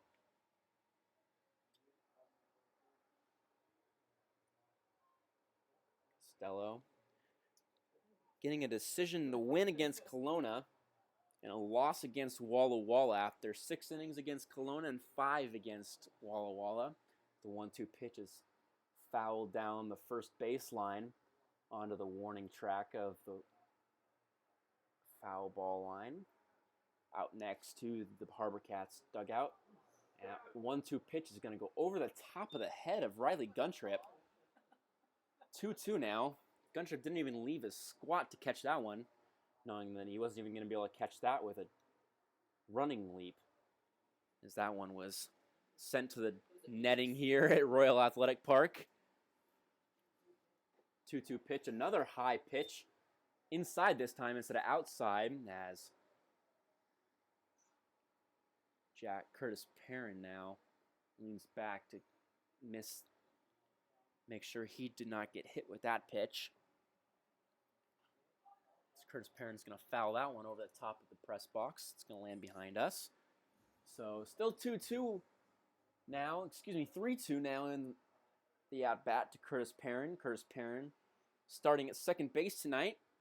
Pinch hit last night. Did not reach base in that pinch hit attempt. He's going to check his swing on a pitch inside. Full count. The fans here at Royal Athletic Park don't like that one. But that one was inside over the top of the batter's box line. Been inside, about a ball and a half inside. As Casey Costello allows his first base runner in his outing tonight in relief. 9 pitches total to Curtis Perrin and Jack Bauer as Michael Breen steps in. Michael Breen looks at a first pitch fastball, high and outside. Riley Guntrip forced to stand up to make that catch. Manager, pitching coach for the HarbourCats is going out and have a chat with Casey Costello here in the top of the fifth. HarbourCats lead 3-0 with 6 hits on the afternoon. GreyWolves have 1 hit in the contest. HarbourCats scored 1 in the second and 2 in the third after Ben Polshik homered a solo shot on a 2-2 count to deep left field, hitting the top of the scoreboard, as the home plate umpire will go out and break up the little powwow tea party out there on the hill between the pitcher, catcher, and pitching coach. The HarbourCats then scored 2 runs in the 4th inning after a leadoff single from P.J. Floyd. Dakota Dean then singled 2 batters later.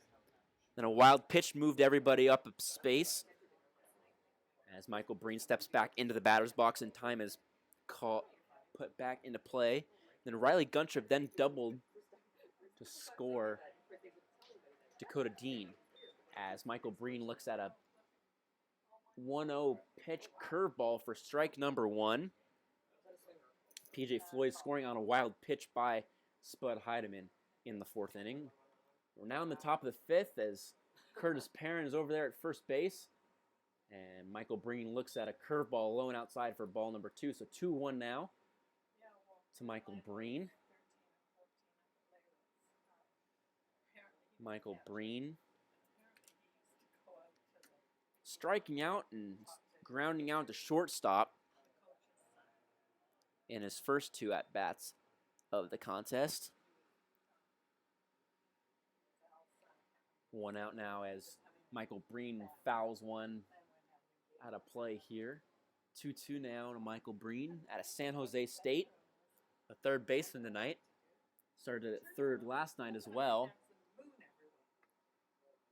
Curtis Perrin and Jack Johnson in the middle infield tonight as Casey Costello will throw over to first base to keep Curtis Perrin over there. Curtis Perrin. Pretty quick over there at first base. 5'7", 170. He can move as he dives back after another pickoff attempt from Casey Costello. Michael Breen back into the batter's box with a 2-2 count, down 3-0. 1 out in the inning with a runner at first base. A single would move him. Single into the outfield, into a gap would get him to third. As Michael Breen swings and misses at a curveball. Strike 3 on the 2-2 curveball to Michael Breen. So 2 strikeouts for Michael Breen in the game. Tough going here in Victoria for Breen. That'll bring up Jeffrey Mitchell Jr., who walked last at-bat in the 3rd and then stole 2nd after striking out looking in the 1st. Curtis Perrin over at first base getting his lead. A curveball in the dirt. Well stopped with the chest protector by Riley Guntrip, the Victoria HarbourCats catcher. Jeffrey Mitchell Jr. shrugging his shoulders, dipping his knees a little bit, holding his bat out, waiting for Costello to come set. Costello comes set, looks back at first base. Slow delivery is slapped into right field. High fly ball. Jake Stone gets underneath it with the 2 outs and retires the side. So a walk to Curtis Perrin is all that Casey Costello gives up after a strikeout, a ground out, and that fly ball to end the inning. Jack Bauer's ground out, Michael Breen's strikeout, and Jeffrey Mitchell Jr. flying out to end the inning. We'll be back here on GreyWolves Live with the bottom of the 5th inning. This is Gresham GreyWolves Baseball on GreyWolves Live.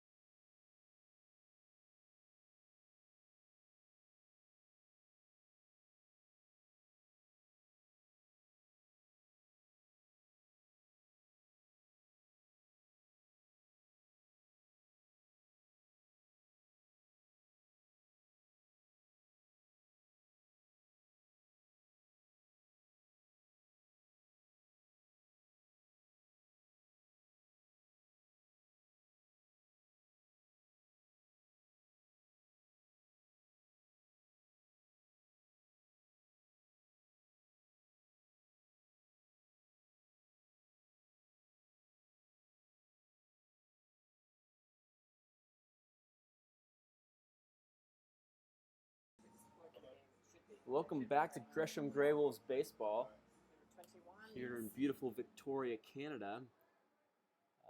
Hour and a half ferry ride from Port Angeles, Washington. As a first pitch from Spud Heidemann to number 21, Griffin Anderchuk is grounded in the shortstop hole between shortstop and third base for a leadoff single here by Anderchuk. He doubled last time out in the bottom of the third inning, so Griffin Anderchuk now with 2 hits in the afternoon. Multi-hit game last night as well.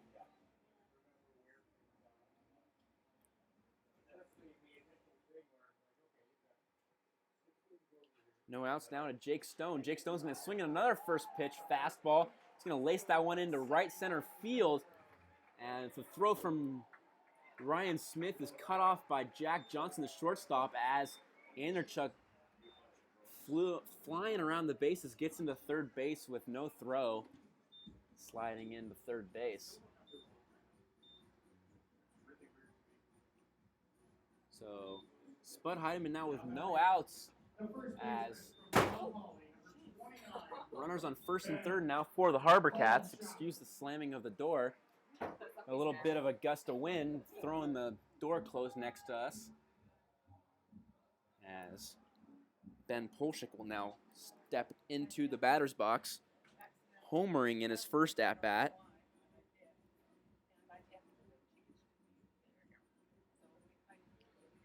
Striking out a third, his last at-bat. There is movement down in the GreyWolves bullpen. Looks like number 16, Kason Cunningham, started against the Yakima Valley Pippins on Friday. First pitch from Spud Heidemann to Ben Polshik is a ball low and outside.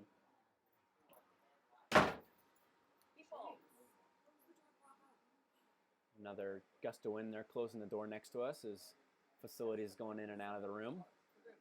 So 1-0 now.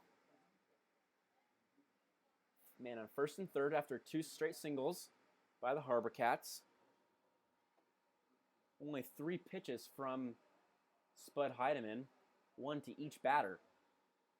First pitch single into the hole between third and short, and a first pitch single into right center by Stone from Spud Heidemann. So the 1-0 pitch from Spud Heidemann is going to be thrown over to first base, so still 1-0. Just keeping Jake Stone over there, making sure that he does not get any forward progress or any momentum going to second base on a throw here. Keeping him over there at third base, trying to keep a double play in order. GreyWolves down 3-0 here at Royal Athletic Park. HarbourCats now with 8 hits in the game through 4 innings here in the bottom of the 5th.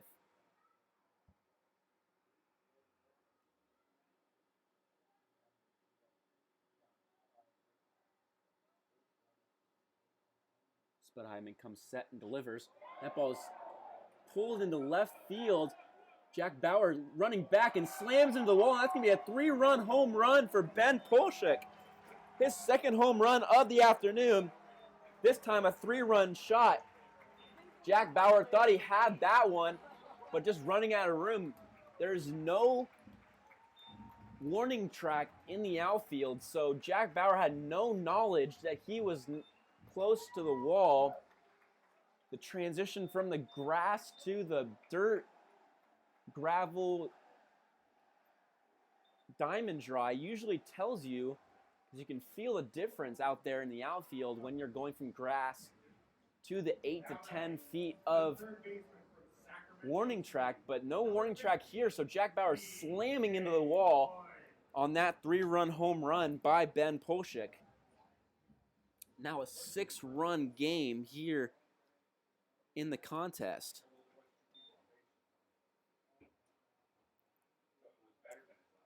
Scoring Jake Stone and Anderchuk, Griffin Anderchuk.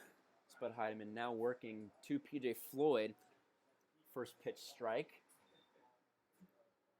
Now he throws a second pitch strike, so 0-2 now to PJ Floyd. He's going to swing at the 0-2 pitch and pull it into the sun as Jeffrey Mitchell Jr. collects that one for the first out of the inning. So Spud Heidemann getting a fly out there on 3 pitches after giving up the 3-run home run. Cody Snyder.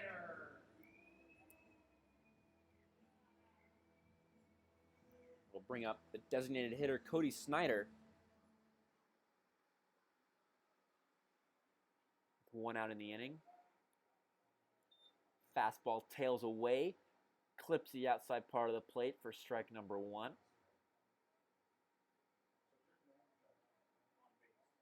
Second pitch. Snyder flails out with an attempted bunt. Pitch was outside. His weight was going forward and towards first base as he pushed at that one. So strike number 2. He's going to swing and check swing foul, ball 1 to the backstop. As Spud Heidemann now working ahead in the count 0-2 to Cody Snyder. Cody Snyder grounding out to second base in the second and flying out to left in the fourth. But Ben Polshek has been the story of the game so far through 4 in the third inning as Snyder yanks one down past the first base dugout for a foul ball. Still 1-2. Ben Polshek, a multi-home run game here at Royal Athletic Park as Snyder chops one right at the first baseman. It dies a little between first and the plate that Spud Heidemann wisely hustles over to pick up and toss over to first base to Drew Curtis for the second out of the inning. So 2 outs now after the 1-3 put out. Bringing up Dakota Dean, the left fielder, who scored in his last time out. Getting on base twice now. Singling, then moving over to second on a wild pitch and scoring on a double by Riley Guntrip. First pitch is a ball that gets away from Ben Klenke off of his body and to his left, about 10 o'clock. 8:17 here in Victoria, Canada. HarbourCats lead 6-0 as the 1-0 pitch is low in the zone for ball number 2 to Dakota Dean. Dakota Dean reaching on an E6 in the second inning, then moving over on a single by Guntrip, then getting to third on a pass ball, but not scoring as Spud Heidemann delivers again. It's going to be a third straight ball in the at-bat to Dakota Dean.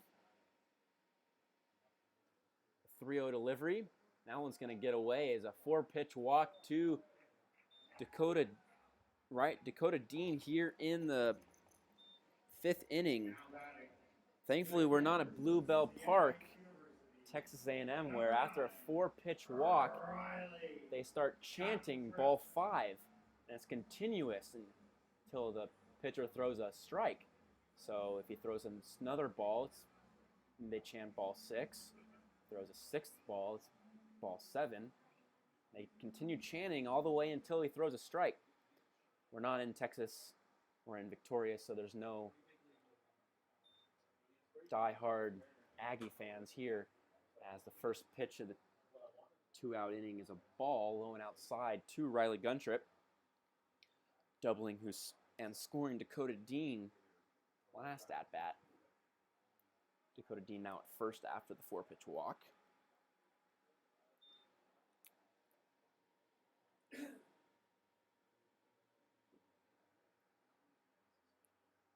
Riley Guntrip now with a 2-0 count, so 6 straight balls from Spud Heidemann as Kason Cunningham continues to work. He's now through his warm-up stages, and now he's throwing a live pen down there in the bullpen for the GreyWolves. Spud Heidemann taking his time after a little chat with Ben Clanky. Dakota Dean at first base after the walk. And another ball from Spud Heidemann is low in the dirt, backhanded by Ben Clanky. So 7 straight balls here from Spud Heidemann. Spud Heidemann throwing 87 pitches so far, 88 pitches so far through the contest.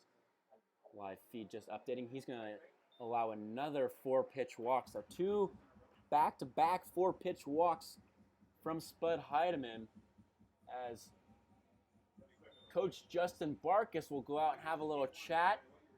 And it looks like Kason Cunningham will come out to relieve Spud Heidemann here with 2 outs in the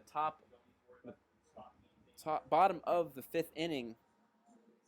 We're going to take a short break, but we'll be back here on Gresham GreyWolves Baseball here on GreyWolves Live.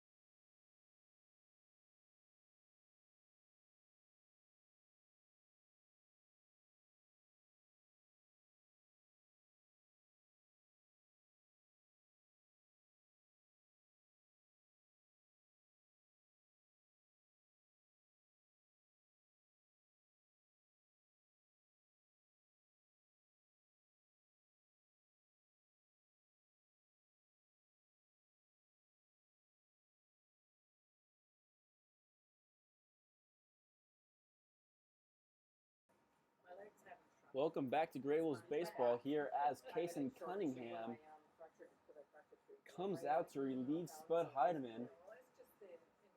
Spud Heidemann has gone 5 2/3, allowing 6 earned runs, bumping his ERA well above 1.13, which it was when he came into 11.56 after throwing 90 pitches through 4 2/3 innings here in the bottom of the 5th. Riley Guntrip, 2 for 2 on the night, working a walk in that last at-bat. Tommy Jew will be the first batter to face Kason Cunningham. Kason Cunningham, a fun story, serving in the military after high school for 4 years. So thank you, Kason, for your service defending our freedom in the United States.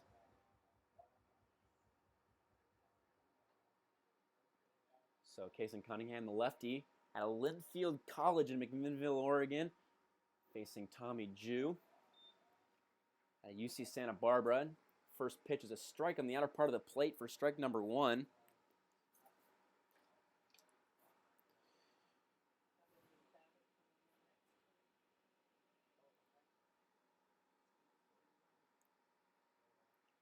Second pitch is a fastball at 84 miles an hour outside. So 1-1 count now from Kason Cunningham.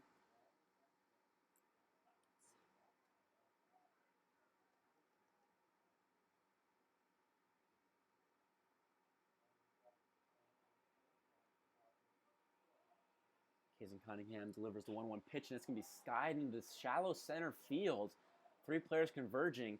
Jeffrey Mitchell Jr. is going to call everybody off and record the 3rd out for the GreyWolves, but not after the damage is done. A 3-run shot by Ben Polshik to left field is the 3-run difference here in the inning. So 2 hits 2 walks and a home run. 3 full hits in the inning is 3 runs as 2 men are left on for the HarbourCats in the inning. We'll have a pitching change here when we come back to start the top of the 6th inning. We'll let you know who it is when we come back here on GreyWolves Live.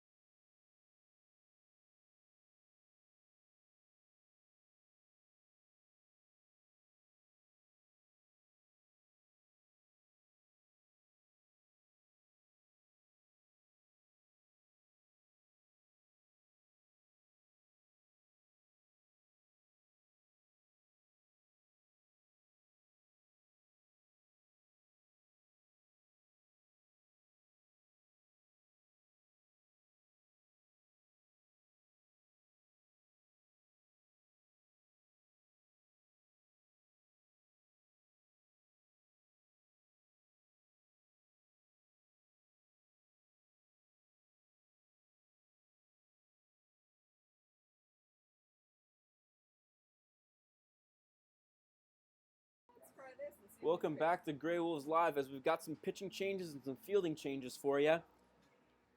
Now into pitch, right-hander from UC Davis, Blake Hanna replacing Casey Costello after his 1 full inning of work.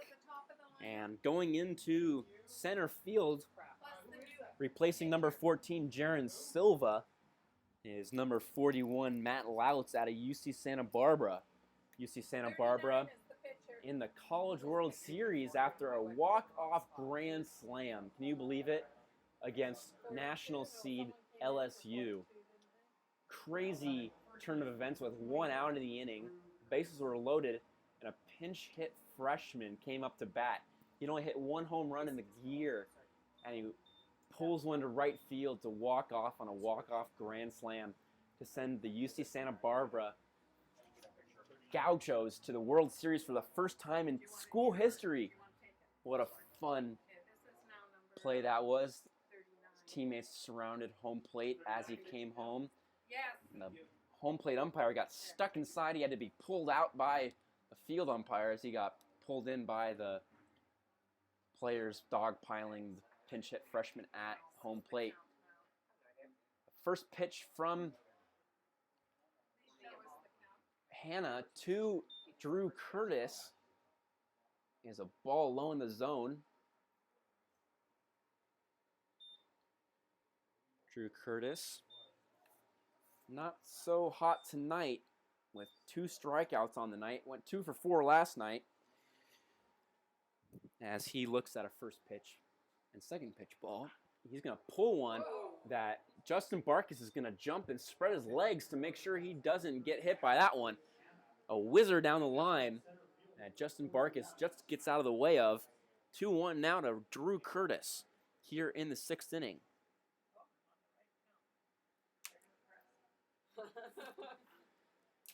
Blake Hanna delivers the 2-1 pitch. It's going to be skied out to deep left field. Left fielder Dakota Dean gets it underneath it, right where a warning track would be, out right underneath the scoreboard. That one didn't carry as the wind is starting to die down a little bit as Drew Curtis flies out to left field. Sat down 3 consecutive times.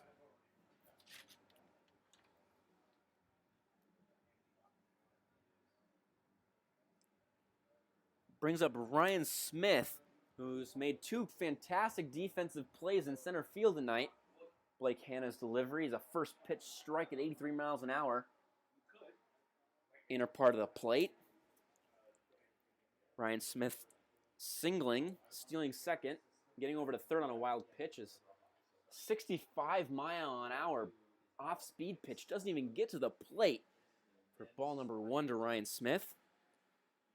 Last time I saw a 65 mile an hour pitch, a long time ago, but that's going to be a fair ball, and it's going to get out of play, so ground rule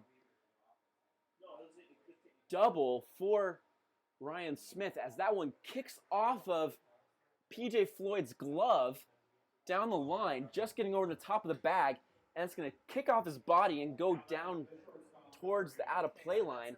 So because of the short dugout,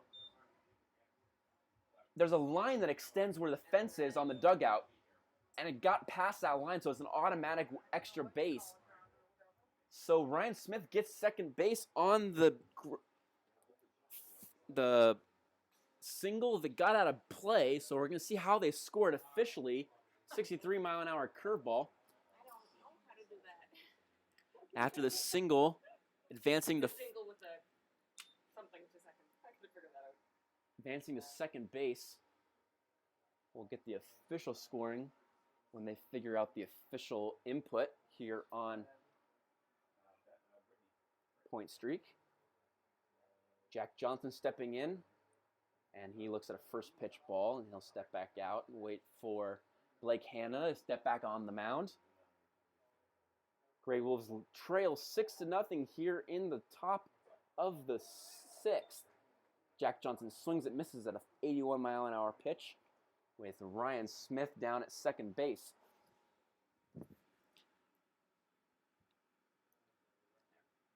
He's one of two Grey Wolves to reach second base tonight. Jeffrey Mitchell Jr., the only other Grey Wolf to reach second base tonight. Grey Wolves only have 2 hits on the afternoon. Jack Johnson swings and misses at a 73-mile-an-hour changeup, way out in front of it. 1 ball and 2 strikes now to the Seattle, Washington native. 1 out and a guy in scoring position for only the second time tonight for the Grey Wolves. See if they can get a run on the board and not get shut out again. Very unfortunate after a well-pitched evening last evening by Carter Book, the reliever, who came in for Gabe Benavides. But HarbourCats, 2 runs, were able to do the job. And now they've tacked on 6 tonight, here with 9 hits, as Jack Johnson fouls one into the right side of the netting. Stay alive in the at-bat, still 1-2. The 1-2 pitch is check swung and gets away from the catcher, Riley Guntrip. And they're going to appeal down to second base and say he didn't go. And a really big check swing there from Jack Johnson as the first base umpire now moved into position B, which is behind the pitcher's mound to the right side. The manager's going to go out and talk to the umpire as the umpire kind of waved him away saying, I don't want to talk about it. But Jack Johnson really check swinging there, getting his full hips into it. Really looked like he went all the way around as the umpire says he did not go, as Ryan Smith moves over on the pitch. So 2-2 now.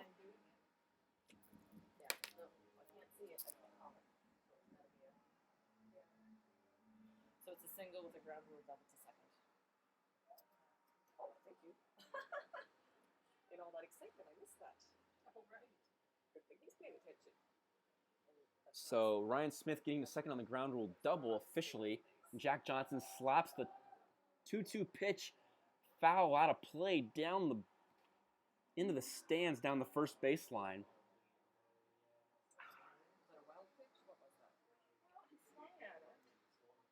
And it's should go down as a wild pitch, and this time the 2-2 pitch is gonna paint the outside part of the plate for out number 2. Jack Johnson goes down looking as they do officially score it as a wild pitch. The check swing that is in the dirt, not really a wild pitch, just a pitch that the catcher didn't catch. So we'll see how that affects the game as Nick Snyder, designated hitter, comes up to bat with 2 outs and Ryan Smith at third, the only man that's made it to third base for the Grey Wolves. He'll look at a 72-mile-an-hour curveball low in the zone that they deem to be a strike. Crosses the plate.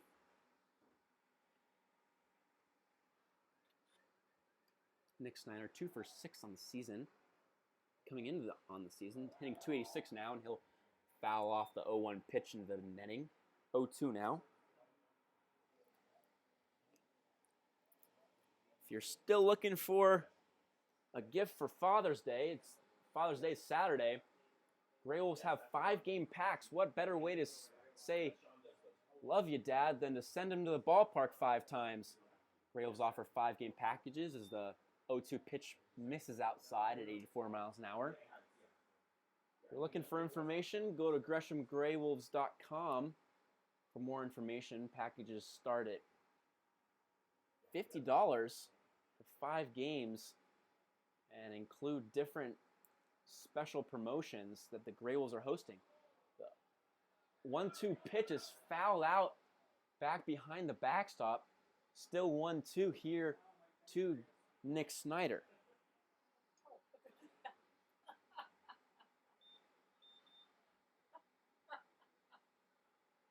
did you have? 3 strikes. And was there a ball? Yes.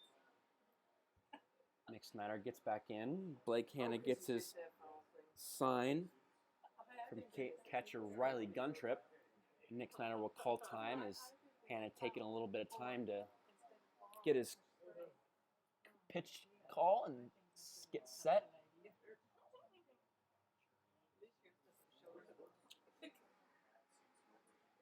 Pitch from Hanna. It's a curveball. It misses 2-2.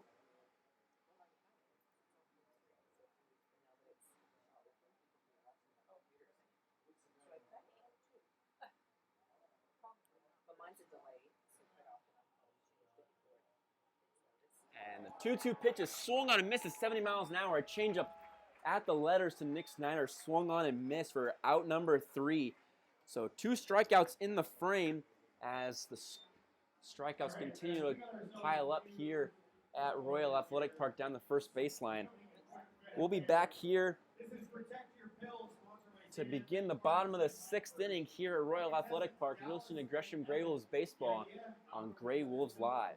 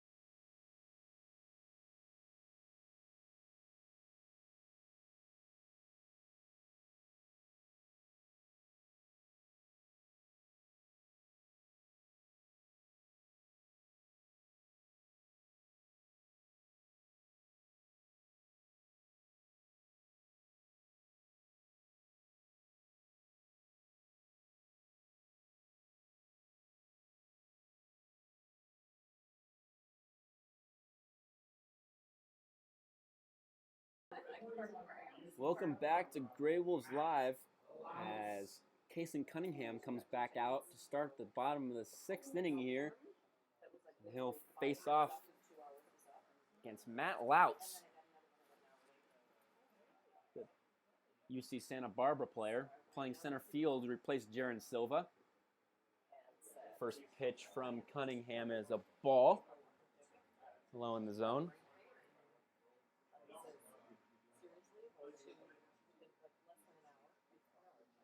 The 1-0 pitch swung on and missed by Lautz, so 1-1 now.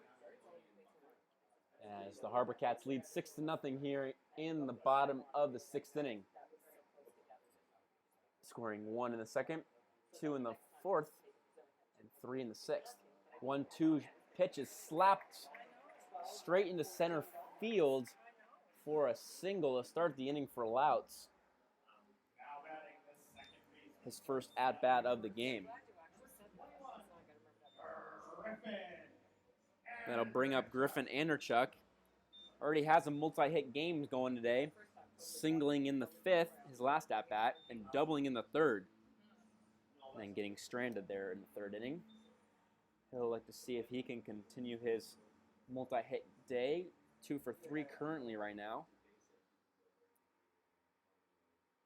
Casey Cunningham looks over at Louts at first base. He'll come home.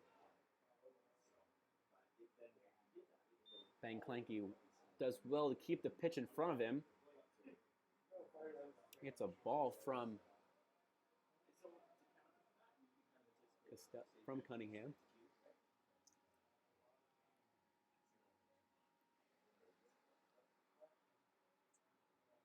Casey Cunningham coming set, the 1-1 pitch. Strike.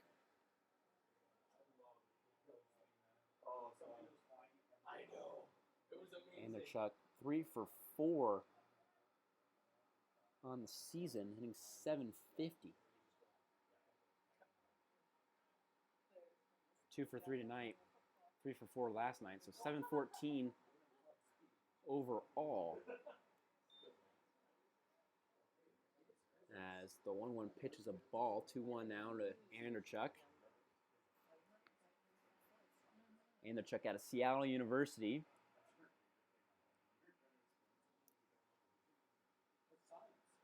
Got a teammate and Curtis Perrin, the second baseman for the GreyWolves, Seattle University partners. And he's going to sky the 2-1 pitch into shallow left center field. Ryan Smith is going to come in and haul in to make that out.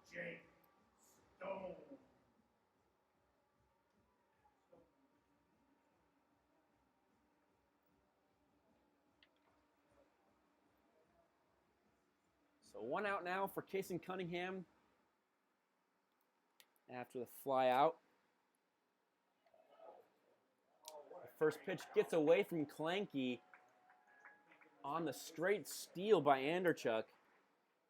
Matt Louts after Anderchuk flew out last at-bat. Casey Cunningham allowing the stolen base. Louts leaving on the first movement. Very dangerous to do against a left-handed pitcher. As long as he doesn't come backwards across his knee and doesn't break 45 degrees towards the plate, he can still throw over to first base. So Casey Cunningham not seeing that right off the plate way as Louts gets the stolen base. The 1-0 pitch is low in the dirt. Now 2-0 in the 6-0 ball game here at Royal Athletic Park in Victoria, Canada.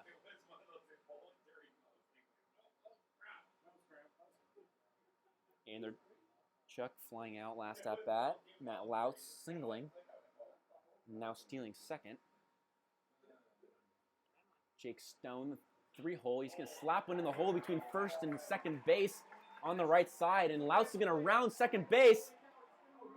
The throw at home is not in time as Matt Louts comes in to score for the HarbourCats.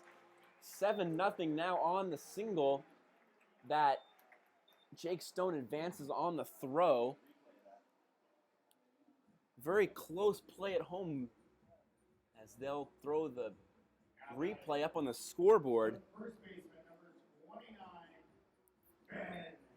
Home plate umpire made the right call as it looked like Ben Klenke was unable to get the whip around tag in time. Get the backside of Louts scoring from second. Jake Stone is now at second base on the single, advancing on the throw. Ben Polshik, 4 RBIs on the night after 2 home runs. A solo shot in the second and a 3-run shot in the 5th. Looks at a first pitch ball. Polshik scoring 4 of the 7 runs. Touching home plate twice of the 4 RBIs he's scored. Put across the plate, and he's going to swing at the 1-0 pitch and slap it into left field. They're going to wave Stone around, and he's going to hold him. And then Ben Polshik is going to go to second base on the throw and get Polshik at second. And then they're going to throw from second, get the running Jake Stone at home plate. So an interesting turn of events there as poor base running gets the GreyWolves out of a jam, only allowing one run on Polshik's single. We'll come back and let you know how it all happened here after this short break. You're listening to Gresham GreyWolves Baseball on GreyWolves Live.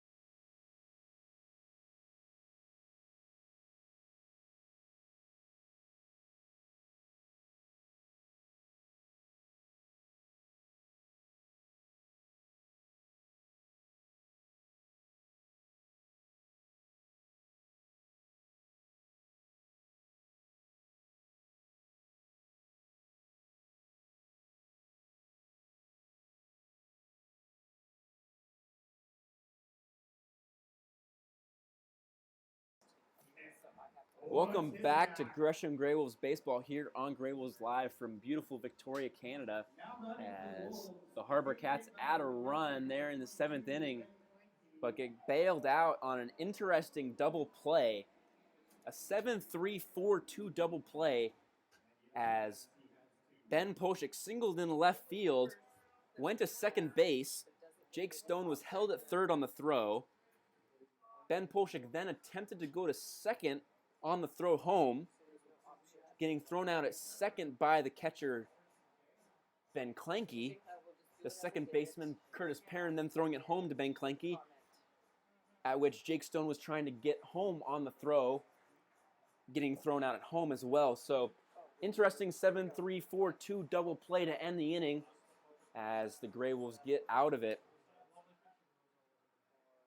A new pitcher for the HarbourCats, it's Nick Watisiak at a Paradise Valley Community College.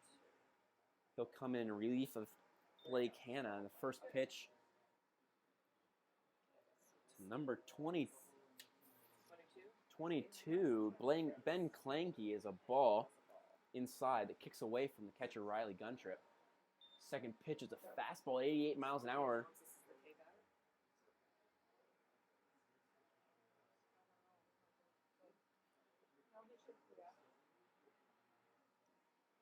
Ben Clanky now with a 1-1 count.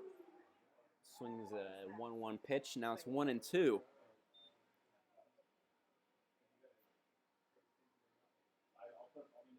Here in the top of the 7th. Strike 3 to Ben Clanky as he swings and misses at the 1-2 pitch. Bringing up number 24, Jack Bauer. Fantastic pitching performance by the HarbourCats so far, between Dondonville, Costello, Hanna, and Watisiak, allowing the GreyWolves to only have 2 hits in the game. Jack Bauer slaps a swinging bunt towards second base. second baseman Anderchuk rushes the ball hard, flips it over underhand to first base. That Witisiak had gone over to recover the bag. As he steps in the bag, he catches the ball and drops it. So a single for Jack Bauer records the third hit of the game for the GreyWolves. An interesting single there for the GreyWolves. Witisiak, Hannah, Costello, and Dundonaville only allowing 3 hits on the afternoon. Brings up number 29, Curtis Perrin. Pitching coach going out and having a little chat with the umpire and Witisiak. Don't know what that one was about.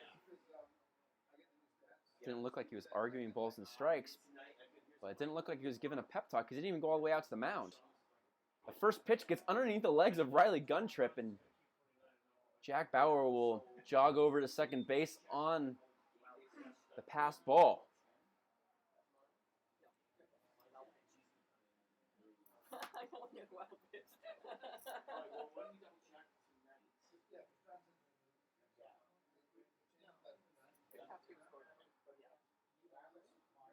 So 1-0 now to Curtis Perrin.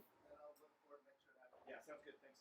As Witisiak will look back at another pitch through the legs of Riley Guntrip, and Jack Bauer will trot into third base after 2 straight pitches make it to the backstop, getting underneath the legs of Riley Guntrip.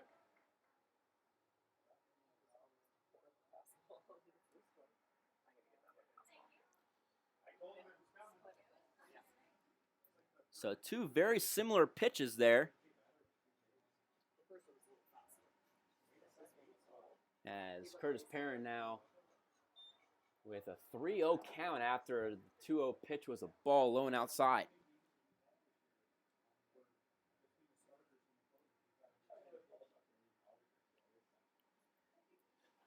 Michael Breen on deck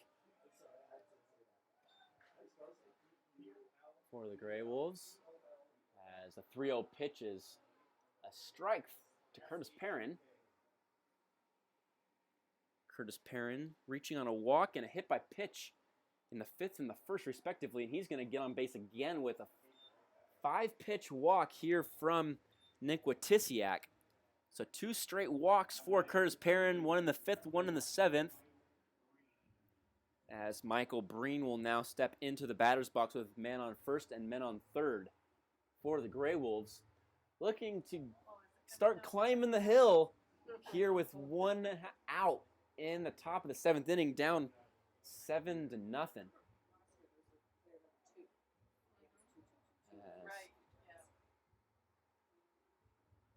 Players have started to put on their long sleeve undershirts for the GreyWolves, making interesting and difficult to determine who they are without looking at their numbers from up high in the press box. Michael Breen steps into the batter's box with 1 out. He's going to look at an 86-mile-an-hour fastball, belt high right down the middle of the plate for strike number 1.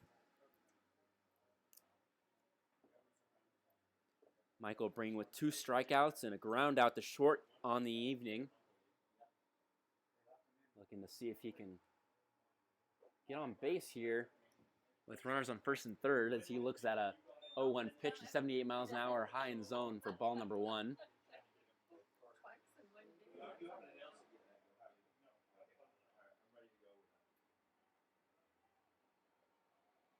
Michael Breen now the 1-1 count. Witisiak the delivery. Backdoor slider. It doesn't cross the plate, so 1-2 now. Michael Breen talking to the home plate umpire a little bit, saying that it got him. Arguing and starting to walk down, but the home plate umpire saying it didn't get him.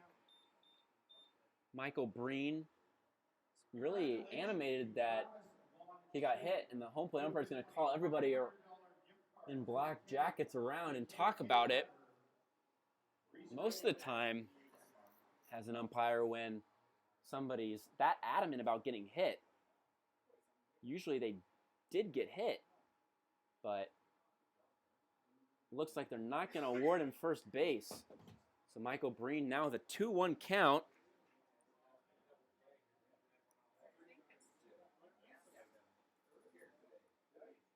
After the little chat and appeal by Justin Barkis. Wojciech works quickly, and Michael Breen laces one into right center field. That's going to get down for a single, and everybody's going to move over a base, and Curtis Perrin's going to stand up going into third base. So an RBI single for Michael Breen puts a run on the board for the GreyWolves here with one out as they start to chip away, hopefully, at the 7-1 deficit. 6 runs now to get back here in the top of the 7th inning here at Royal Athletic Park. Runners at first and third now for the GreyWolves, bringing up Jeffrey Mitchell Jr., the hot hitter for the GreyWolves.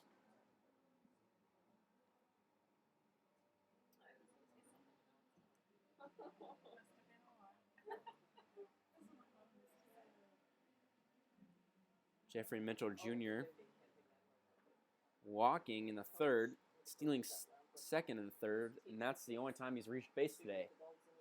Striking out, looking, and flying out to right. He's going to look at a first pitch fastball high and outside for ball number 1.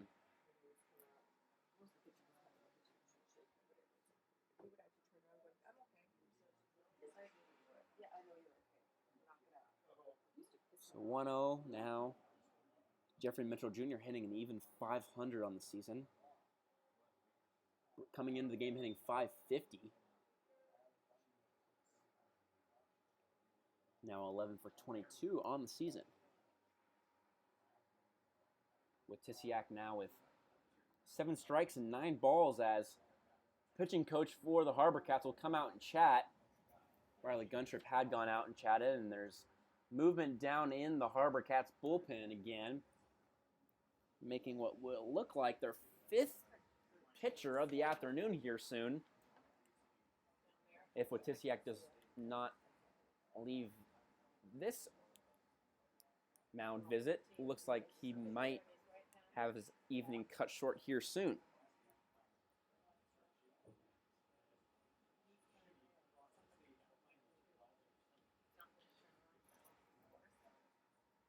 Jeffrey Mitchell Jr., part of that Cal program that had an up and down season. He got cold near the end, but just did enough to get into the College World Series. Had a couple star players go down.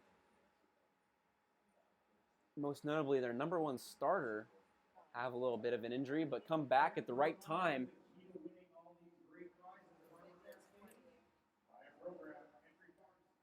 and make it into the College World Series. Jeffrey Mitchell Jr. playing in about 27 games, 27 plate appearances for the GreyWolves. As Jeffrey Mitchell Jr. will slap the 2-0 pitch at the shortstop. Double play opportunity, and the 6-4-3 double play is in time to get Jeffrey Mitchell Jr. at first.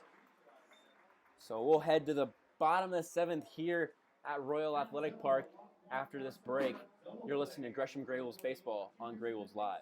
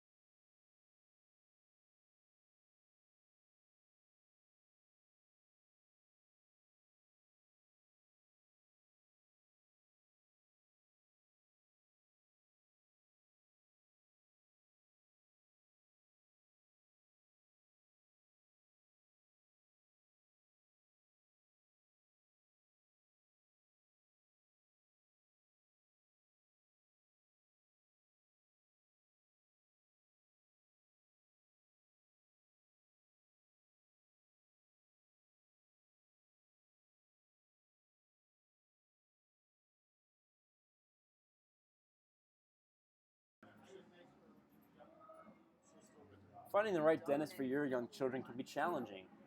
At Gresham Pediatric Dentistry, we understand the importance of helping your child feel comfortable in the dental chair. Since 2007, Dr. Ji Young Lee has helped many young patients in the Gresham area, and she can help your child too. Request your appointment today at GreshamPediatricDentistry.com. You're listening to GreyWolves Live here in Victoria, Canada, as Kason Cunningham comes back out to start the bottom of the 7th inning to start against PJ Floyd here in the inning. PJ Floyd scoring in the 4th off of a wild pitch, grounding out to second and flying out to right in the 2nd and 5th respectively. The first pitch from Kason Cunningham is a breaking curveball at 69 miles an hour for strike number 1 to PJ Floyd here in the 7th. Sorry, my mother.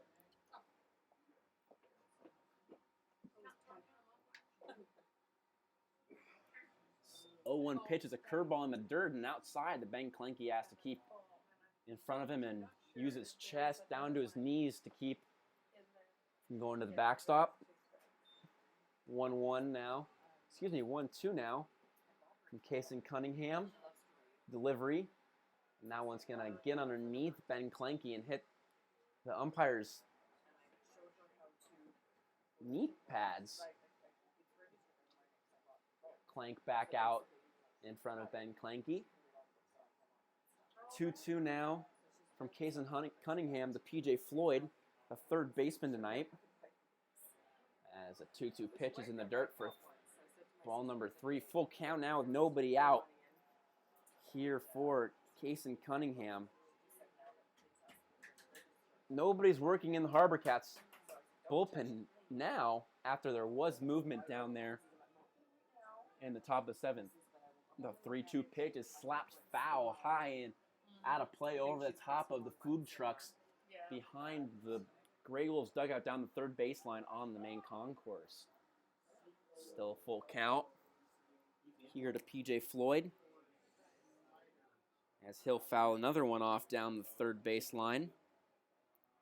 Now seeing 7 pitches in the at-bat. Kason Cunningham throwing 23 pitches so far in his relief appearance, going 1 1/3 inning.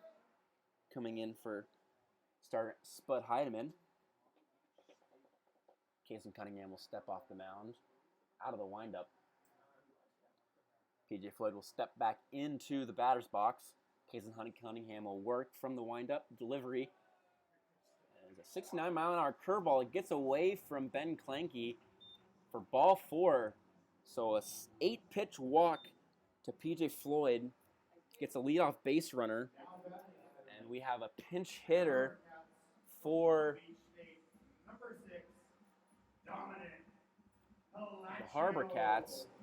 It's going to be Dominic Colascio out of Long Beach State. 49ers down in Long Beach. Runner on base for the GreyWolves. For the HarbourCats. As Kason Cunningham's first pitch is a fastball high and outside for ball number 1. 1-0 pitch. Kason Cunningham will be here soon. The delivery of the pitch is a curveball. It doesn't break at 67 miles an hour for ball 2.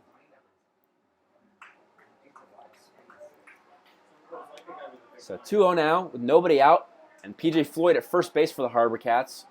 Kason Cunningham working now out of the stretch, the lefty. Pick over to first base as PJ Floyd will stand up as he heads back to first.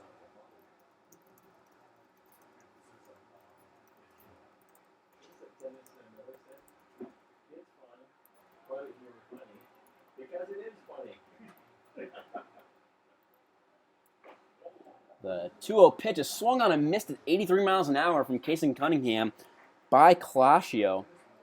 2-1 now with nobody out and PJ Floyd at first base.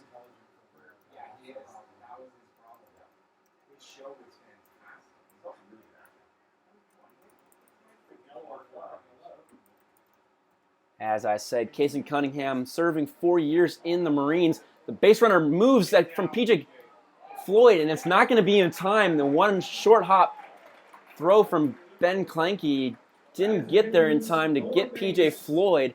So a stolen base for PJ Floyd moves a runner into scoring position for the HarbourCats here to Colascio. The pinch hitter for designated hitter Cody Snyder.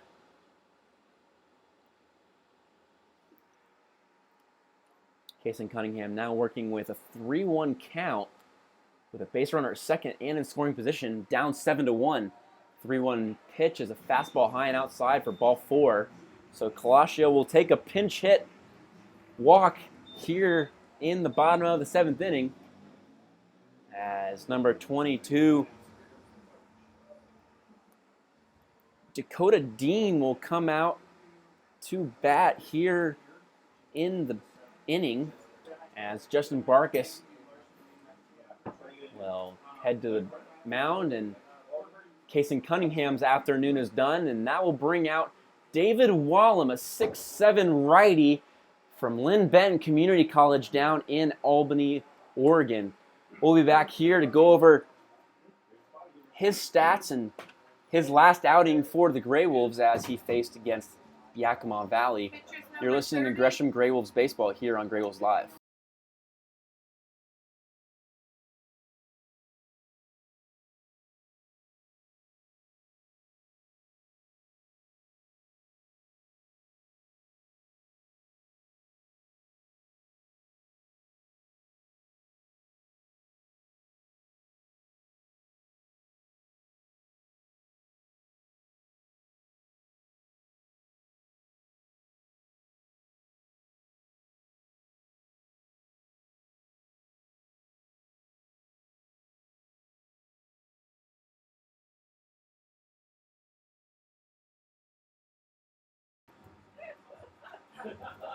Looking for a gift for Dad? Father's Day is right around the corner.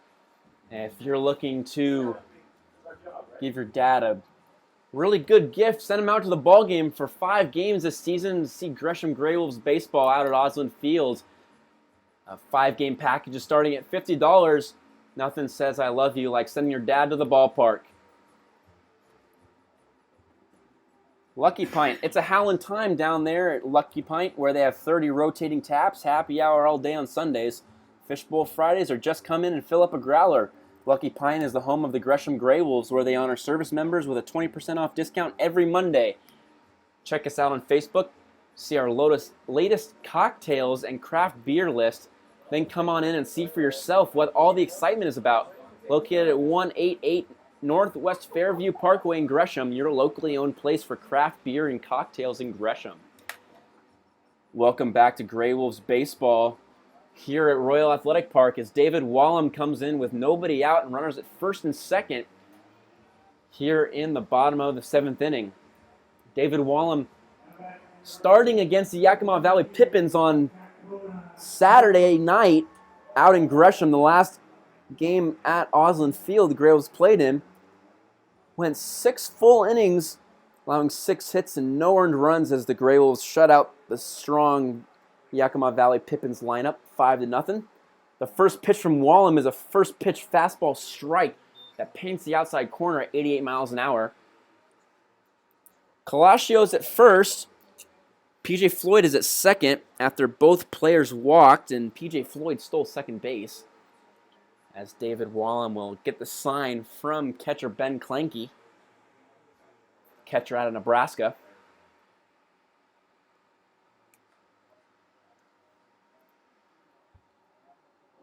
Second pitch is a fastball, 89 miles an hour this time, that paints the corner again. So 0-2 count now to Dakota Dean, the left fielder tonight for the HarbourCats here in Victoria. The sun is set. It's dusk now here in Victoria as the lights are starting to come on in full effect. As the curveball is swung on and slapped into the right center field hole as the throw from Jeffrey Mitchell Jr. to home plate is cut off by Drew Curtis. Drew Curtis will call time instead of David Wallem. The off-speed pitch was hung out over the top of the plate and was yanked into right field by Dakota Dean. So everybody gets a base there as Dakota Dean singles, bringing up Riley Guntrip, who walked his last time out in the 5th inning, and that's all he did in the inning.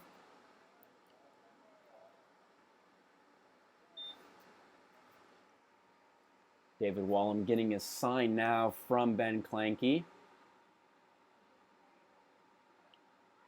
Coming set with the bases loaded and 1 out in the inning. That's a 1-1 count now to Riley Guntrip after the first pitch ball, and then the foul ball there from Riley Guntrip out of play over the top of the GreyWolves dugout. Wallem comes set with the bases loaded, 1-1 count. Time is called. Wallem was taking a little bit too much time for Guntrip's liking. He'll step back into the batter's box. Time will be put back into play. David Wallem will deliver the 1-1 pitch, and it's going to be slapped right over the top of the second base bag. An interesting play over at second base as the flip to second base from Curtis Perrin is barely in time to get the runner at second, and Jack Johnson's throw to first base is over the head and just not getting out of play, thankfully. So, a fielder's choice, E6, will get Riley Guntrip to first base, scoring 2 runs. As Justin Barkas goes out and talks to the second base umpire, asking about interference there on the slide. They're not going to get the call, so it's just 1 out. Now 2 outs now in the inning with Riley Guntrip at first base on the fielder's choice E6.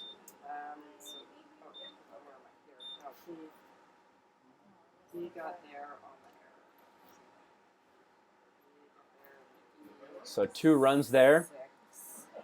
Now the HarbourCats lead 9-1 as Tommy Jew comes up to bat, flying out to center field both times in his 2 previous at-bats.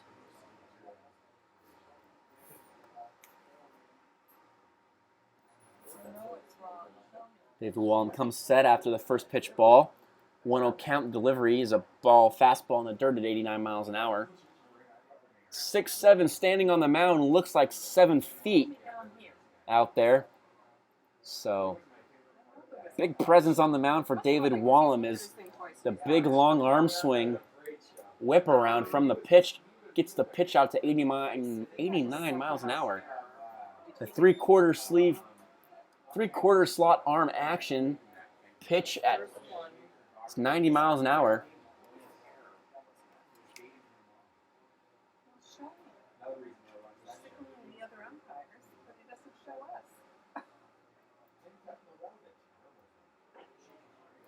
Two-one pitch is swung on and missed by Tommy Jew.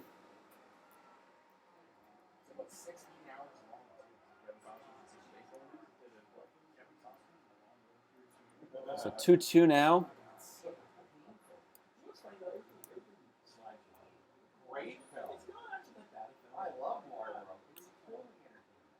And now Justin Barkas is going to come out and chat with the home plate umpire. A little bit of confusion about the plays.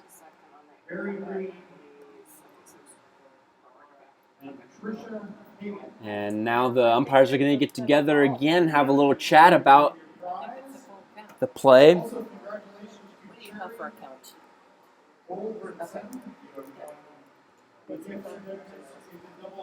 As he swung at 2 pitches for sure, and they're gonna, he's gonna say he's out because there was definitely another strike on the play. The first So Tommy Jew going off of the scoreboard, and a missed play up here in the booth can happen as Matt Louts will now come up to bat after the strikeout from Wallum. 2 outs now in the inning.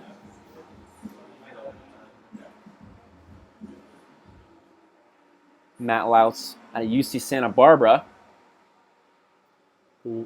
Delivery from Wallum is a first pitch strike at 8 miles an hour.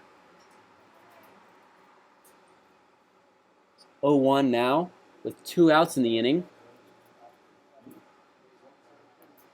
David Wallum comes set with Gunship at first base and a really big curveball slider there. 74 miles an hour on the 9-6 curve. Looping curveball there, crossing the plate for strike number 2. 0-2 now, 2 Louts from Wallum. Set. Delivery. Strike 3 call. This David Wallum gets 2 strikeouts in the inning to end the frame here in the 7th.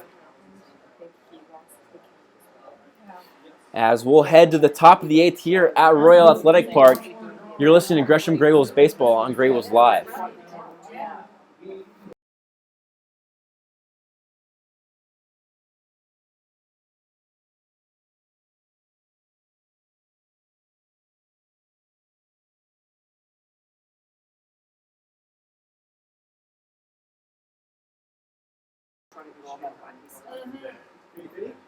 Don't miss out on any of the action in the inaugural season of your Gresham GreyWolves. Join us at Mount Hood Community College for 3 games starting Friday night.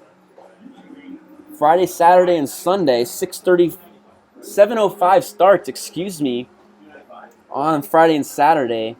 An earlier time on Sunday to accommodate Sunday schedules for the GreyWolves.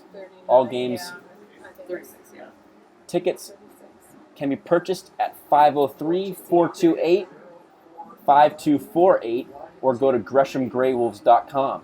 That number again is 503-428-5248.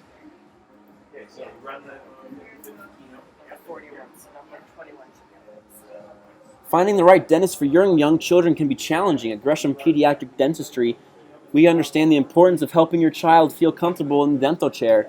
Since 2007, Dr. Ji Young Lee has helped many young patients in the Gresham area, and she can help your child too.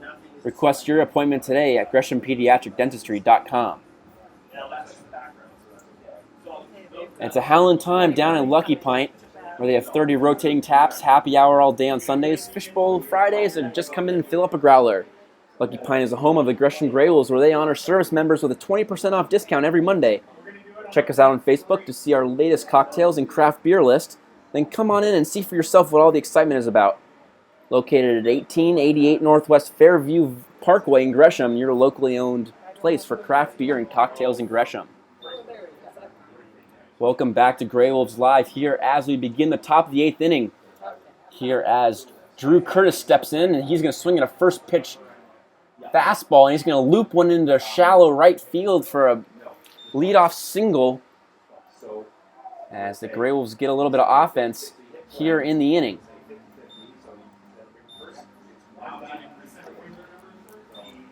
That'll bring up center fielder Ryan Smith after the single by Drew Curtis.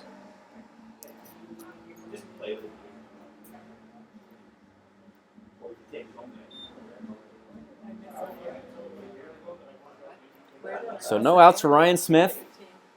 Ryan Smith singling in the second, stealing second and getting the third on a wild pitch. And singling and getting the second on an interesting ball that got over the third base bag and got kicked foul by the third baseman and getting out of play for a ground rule double. Drew Curtis at first base. The first pitch was a strike. Working quickly. The second pitch is a curveball, backdoor curveball that doesn't cross the plate, low. 1-1 now from Watisiak. Wojtysiak coming set. The 1-1 pitch is a fastball outside for ball number 2, 2-1.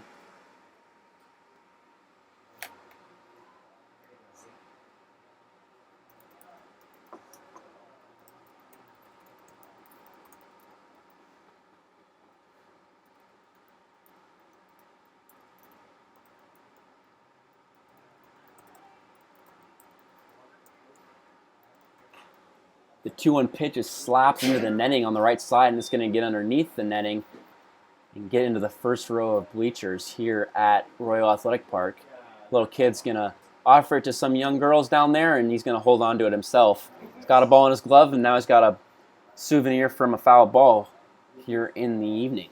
2-2 now. The ball's put back in play by the home plate umpire, Ryan Smith. Taking warm-up hacks, stepping in. 2-2 delivery from Wojtysiak is in the dirt, not offered by Ryan Smith. Just confirming that with the home plate umpire about something. It's full count now. No outs. Drew Kerr's at first base after the leadoff first pitch single. Pitch from Wojtysiak is low in the zone for a walk. So 2 straight base runners here for the Grey Wolves. Bringing up Jack Johnson. Now batting the shortstop, number 8, Jack Johnson.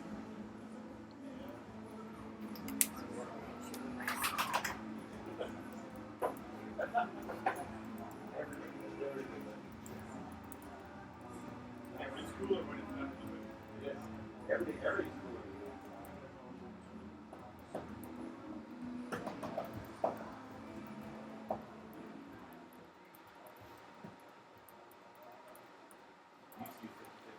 Jack Johnson stepping into the batter's box with base runners on first and second and no outs, and he'll look at a curveball in the dirt for ball number 1.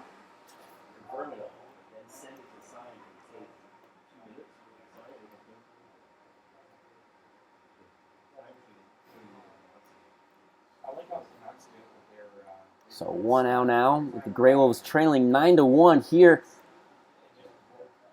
in Victoria. Base runners on first and second, so they have a chance of getting some runs here as Jack Johnson swings and misses at the 83-mile-an-hour fastball, low in the zone for strike number 1.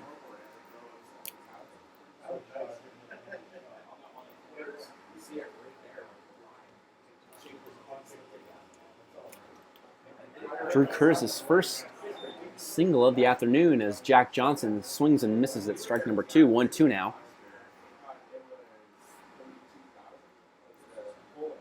Previously striking out twice and flying out to left before getting the single lead off the inning. Ryan Smith then walking here in the 8th. Down 9-1 here at Royal Athletic Park as Wojtysiak will look back at Drew Kerr's at second base and throw the ball behind Jack Johnson there as Jack Johnson didn't even move there as he was just willing to take that one to get on base. Anything to get on base right now and give his team a chance to score some runs here, down 9-1.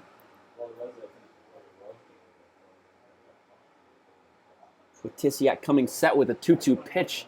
Looking back at Drew Kerr's delivery. Swung on and slapped towards the third baseman and skips over the top of the head of the third baseman, P.J. Floyd. Drew Kerr's rounds third base and stands up into home. Ryan Smith into third, and Jack Johnson's going to leg it out and get into second base safely on the throw from left fielder Dakota Dean. Safely at second base, so a double for Jack Johnson. RBI there Ryan Rodriguez for the Jack Johnson, the freshman from University of Washington. Is that Rodriguez? Looks like it's me. Yeah. That'll bring up a pinch hitter, Ryan Rodriguez, number 27, batting for Nick Snyder, who had walked in the second, reached on an E6 in the 4th, and then struck out in the 6th. So Ryan Rodriguez now pinch hitting, and we'll see where he ends up after this at bat. I wanted to hit before I put it out there. As there's base runners at second and third, and now down 9-2. HarbourCats leading. Hit the ground edge up. Yeah. There really wasn't much he could do with that. No.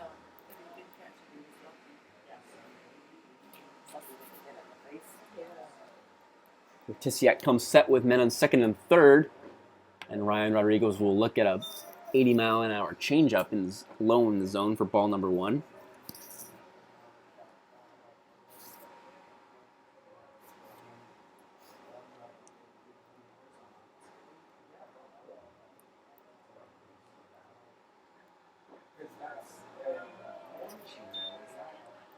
One-zero pitch is a fastball for strike number 1.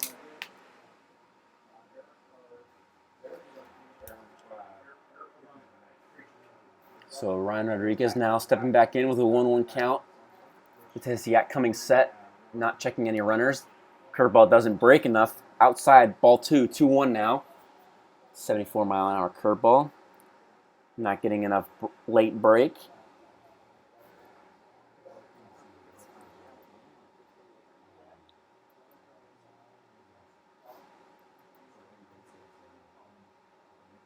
Two-one pitch from Tisiak is slapped at the second baseman. Right side, one hopper, thrown over his first base for the first out of the inning. So it's a 4-3 RBI sacrifice for Ryan Rodriguez, and that cuts the lead to 6 runs, 9-3 now, and moving Jack Johnson to third base. Oh, thank you. Number 17. Yeah, Ty Wyatt.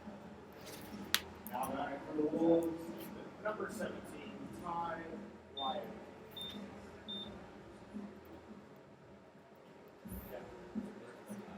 So 2 runs scored now for the Grey Wolves. Pinch hitter Ty Wyatt up to bat for Ben Clanky. And there's going to be a pitching change for the HarbourCats. We'll get that changed for you after this short break.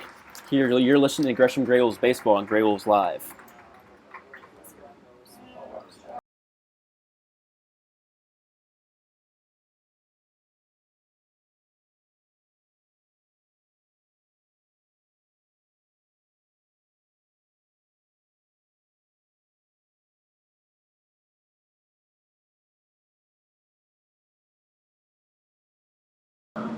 Nine, 1, 2, 3. We shot on a vacation this summer, so let's make sure it's not an epic fail. Before you pack the sunscreen and the bug spray, before you lose your sunglasses again, get your official vacation mobile to the Quick Lane inside Gresham Ford for an oil change and a complete road trip inspection. This isn't a down and dirty oil change from the greasy spot down the street. I'm talking about a top-to-bottom maintenance and safety inspection from honest-to-goodness, factory-trained automotive technicians. It doesn't matter what brand of vehicle you drive, or whether it's an Econo Cruiser, a minivan, a Mighty Man truck, or a Road Warrior motorhome. The Quick Lane technicians inside Gresham Ford will make sure your summer adventure doesn't involve being stranded on the side of the road.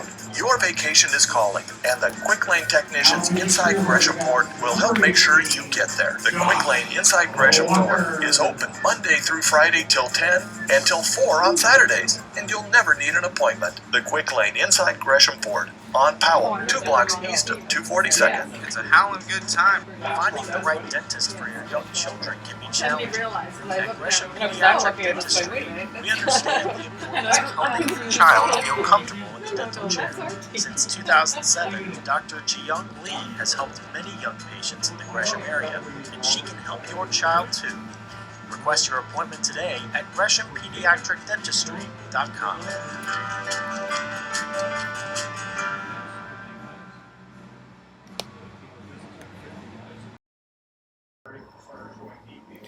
Welcome back to Grey Wolves Live as we have a new pitcher for the HarbourCats. It's number 18, Josh Walker, out of Orange Coast College. One of 3 Orange Coast College players. OCC, known for their baseball. They got a good volleyball program down there as well at Orange Coast College. 3 quality baseball players here in Victoria from Orange Coast College. And one of them's coming out to pitch. The second one pitched earlier.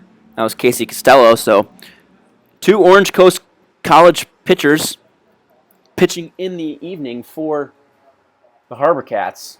Ty Wyatt pinch hitting for Ben Clanky. So it's a righty-on-righty matchup after the pitching change. First pitch is low and in the inside for an 84-mile-an-hour ball.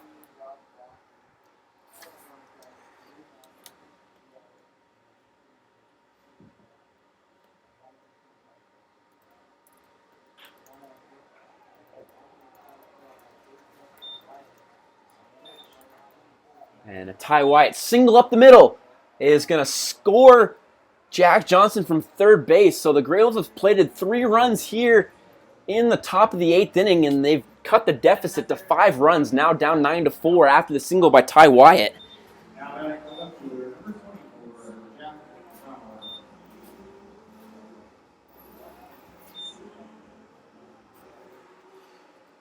So a single by Ty Wyatt scores Jack Johnson, and now there's going to be a pinch runner for Ty Wyatt. It's going to be number 18, Mark Mumper. Started at shortstop last night. Pinch running for the Wolves, number 18, Mark Mumper.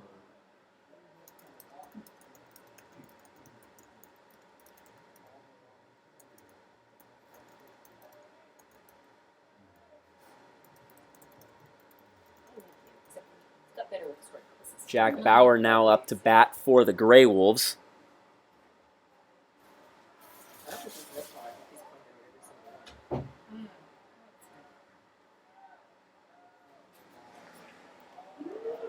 First pitch is a strike to Jack Bauer.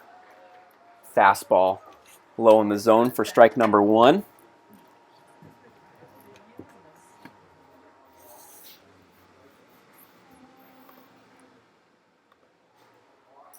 Jack Bauer, the delivery from Josh Walker bounces in front of Riley Guntrip, keeps it in front of him to keep Mark Mumper at first base. 1-1 count now to Jack Bauer.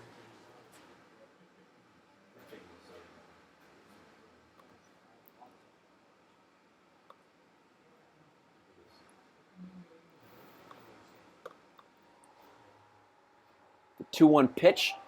Strike 2 now.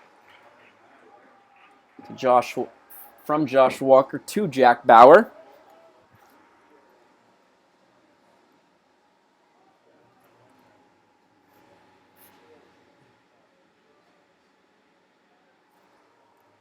Jack Bauer scoring in the last inning after singling. And that one's going to get Jack Bauer in the hip. So it's going to move everybody up a base as the ball made it all the way out halfway down the third baseline after hitting Jack Bauer in the hip. So now another runner in scoring position for the GreyWolves, bringing up Curtis Perrin, the second baseman.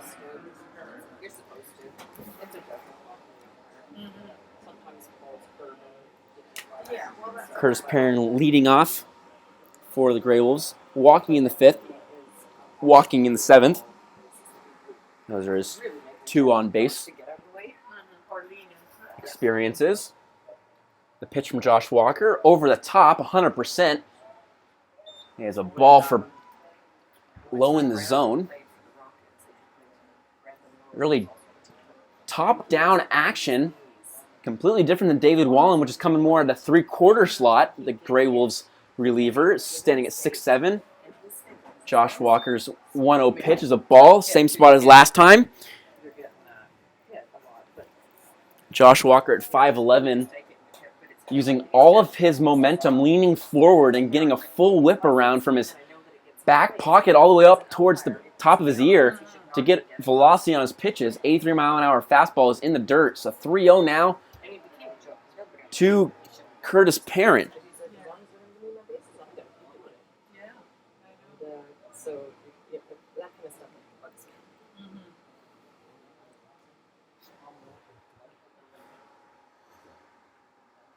Curtis Perrin steps back in, 3-0 count now, and Riley Guntrip will call time and go out and have a little chat with Josh Walker.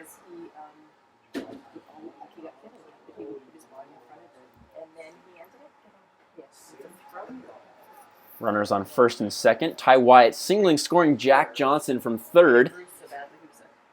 Mark Mumper then went in and pinch ran for Ty Wyatt.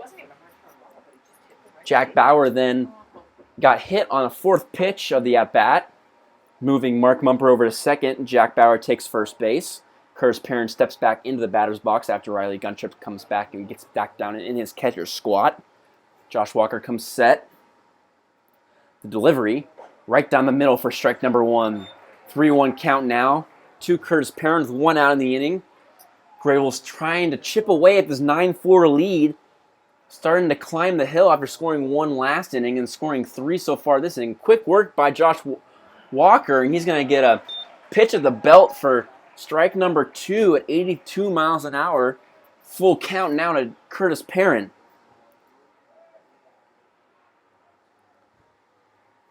Curtis Perrin, 2 walks in the afternoon, fouls this one off, stays alive. Full count still.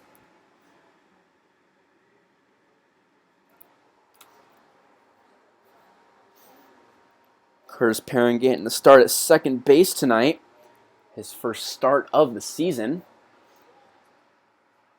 Getting a little different look out there in the middle infield with a new middle infield pairing in Jack Johnson and Curtis Perrin. Jack Johnson scoring in this inning. The last run scored so far this inning. And the 3-2 pitch is low and outside for a third base runner here now with the bases loaded after the second walk in a row. Hit by pitch to Jack Bauer. Now a 7-pitch, 8-pitch walk to Curtis Perrin. Brings up Michael Breen.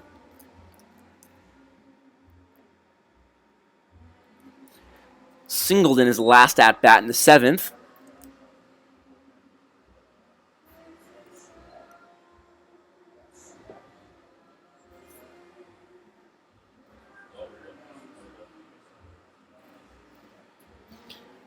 And there's going to be another pitching change, I believe, as there's activity in the bullpen and everybody's going to go congregate on the top of the mound. Umpire asking the manager right now if there's going to be a pitching change, just so speed up the game a little bit here, limit the time on the mound, and sure enough, there's going to be a pitching change. We'll be back here on Gresham GreyWolves Live after this short break, and we'll let you know who this new pitcher is for the HarbourCats. You're listening to Gresham GreyWolves Baseball on GreyWolves Live.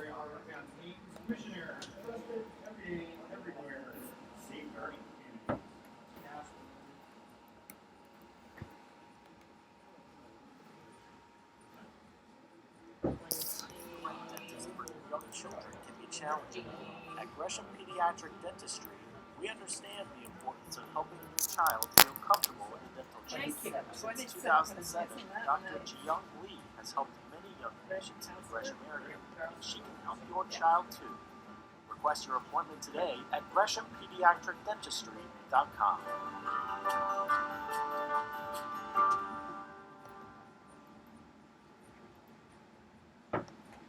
Now pitching for your HarbourCats. Number 27, Greg Casper. Can we do it again? This is how he started the last time. Attention parents and kids. The GreyWolves coaches and players will be conducting a baseball camp from July 20th through July 22nd for players ages 5 through 16 at Mount Hood Community College. Your young ball players will receive outstanding instruction in pitching, hitting, infield, outfield, base running, and much more. The cost is just $45 per camp. For more information on the camp, log on to GreshamGreyWolves.com and go to camp registration. Learn from the very best ball players. Your Gresham GreyWolves.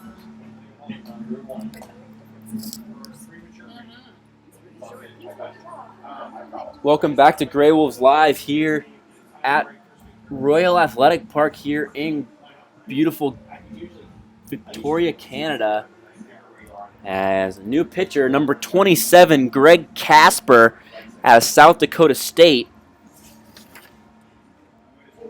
He marks the 6th pitcher for the HarbourCats tonight through 8 innings.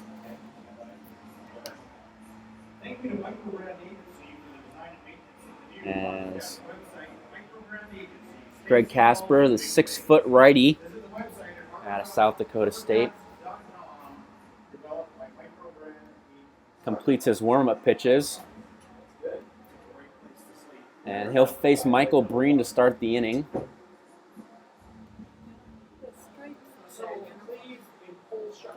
Casper with 2 outings so far this year, 2 full innings of pitching, 2 hits, 1 run, it was earned, a walk and 2 strikeouts. He got the win. Excuse me, reading the long stat line. 2 innings, 1 run, 4 strikeouts, no decisions. His 2 appearances against Wenatchee and Kelowna. The first pitch from Casper has a ball to Breen outside, 1-0. There's only 1 out still here in the top of the 8th inning as the GreyWolves are chipping away at what was a 9-1 lead. And that's going to be a foul ball as the ball just got over the bag. The ball jumped over the bag. A diving play by P.J. Floyd, but the home plate umpire called it foul as both field umpires were in position A and position C. Position A behind first base. Position C in between the pitcher's mound and shortstop. So a hard-hit foul ball is 1-1 now, as runs were going to score on the play. P.J. Floyd threw home on the attempt, but the ball went to the netting, so another run could have scored on what would have been a fielder's choice E5, but all that is negated by the foul ball. So 1-1 now from Michael Breen, and he'll look at a fastball at 77 miles an hour, a changeup, high and outside from Casper.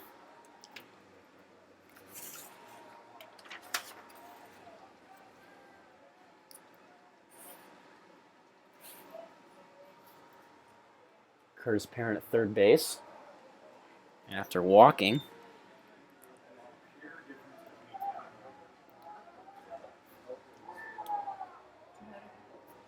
Michael Breen now with a 3-1 count as he's looked at 2 straight balls. The ball is outside again. He's going to get a called strike on the outer part of the plate, just clipping the outside black rubber of the plate. Full count now with 1 out, bases loaded. Mumpers at third, pinch running for pinch hitter Ty Wyatt. Jack Bowers at second after getting hit by a pitch, and Curtis Perrins at first after walking. Michael Breen's going to swing and miss at the fastball outside for strike 3. And he's going to go back to the dugout, his 3rd strikeout of the afternoon. That'll bring up Jeffrey Mitchell Jr., who has only gotten on base on a walk and stole second and 3rd inning. He's struck out looking, flew to right field, and grounded it into a 6-4-3 double play. Jeffrey Mitchell Jr. hoping that his 550 batting average coming into the game can carry over into this one at-bat. This at-bat could make this game really interesting. If he could score a couple runs on the at-bat, he looks at a slider outside for ball number 1.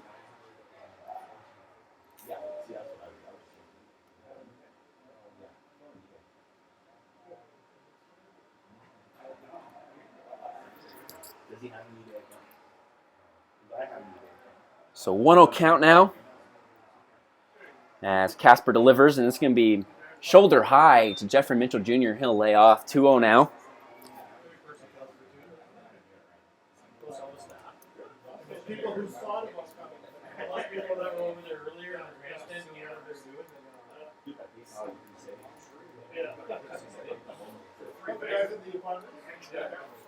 The 2-0 pitch is swung on and slapped into the GreyWolves dugout, the open part of the dugout, as I was saying. It's half of it is a dugout, half of it is not. So a couple players standing there had to be aware of what's happening down there as it's completely open. 2-1 now to Jeffrey Mitchell Jr. Jeffrey Mitchell Jr. lays off, so 3-1 now. A high and outside pitch.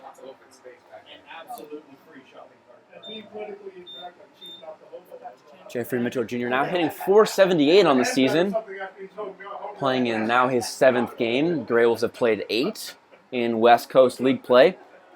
And he'll walk on 5 straight pitches. And Mumper will walk and trot home as Jeffrey Mitchell Jr. will trot over to first base. So a walk RBI will bring up Drew Curtis, who led off the inning and scored on Jack Johnson's double.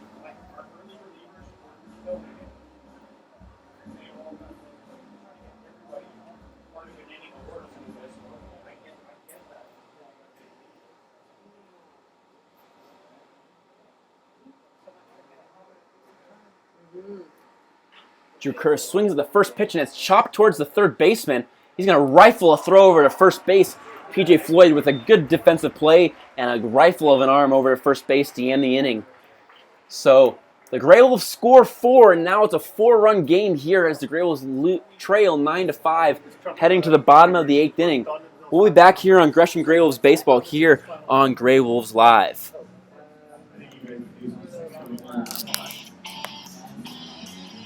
Still looking for a gift for Father's Day? Well, the Gresham GreyWolves have the perfect gift for Dad.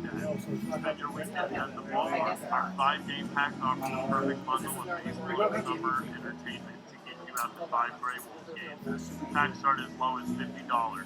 For more information, visit our website at GreshamGreyWolves.com or call 503-428-5248.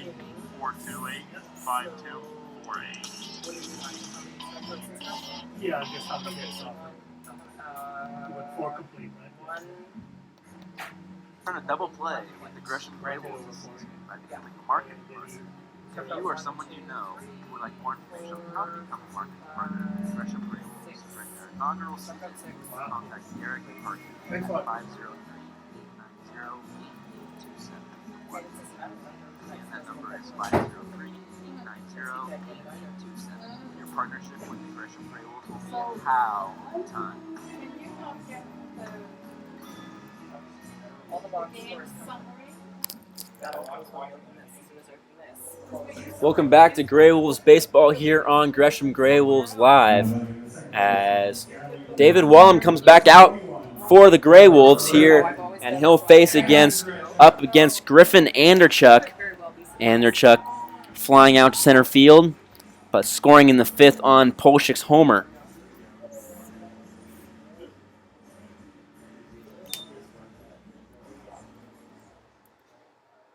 Anderchuk, multi-hit game last night. And 2 hits so far tonight, so 2 multi-hit games in a row for Anderchuk. The man from Seattle University, teammates with Grey Wolves' second baseman tonight, Curtis Perrin. First pitch is a strike. The second pitch from David Wallum is swung on and missed by Anderchuk, blown by him at 87 miles an hour. So 0-2 now quickly from Wallum to Anderchuk. Wallum, 6'7" righty out of Lynn Benton Community College. Lynn Benton, close to Oregon State University. Quality baseball team in the Pac-12. Faced off against Jack Johnson's University of Washington club. Actually played against Seattle University too, so played against Anderchuk as well. And Curtis Perrin. Jaron Silva, tonight's starter in center field for the HarbourCats out of UCLA, played against Oregon State as well. Back to West League play, though. Wallum comes set after a little chat with the catcher. New catcher Kyle Henderson. Strike 3 called outer part of the plate, ringing up Anderchuk for the first out of the inning. A backwards K for Wallum. Gets the hot hitter out of the batter's box here early in the 8th inning. Grey Wolves still lead trail 9-5.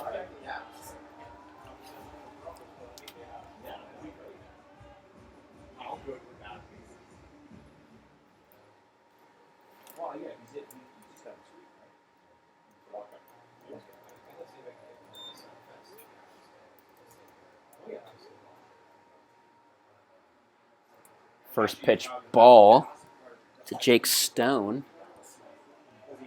Ball outside. Second pitch from Wallum is swung on and missed at 88 miles an hour. Wallam's big frame allows him to really get a good whip on the ball and get some velocity going.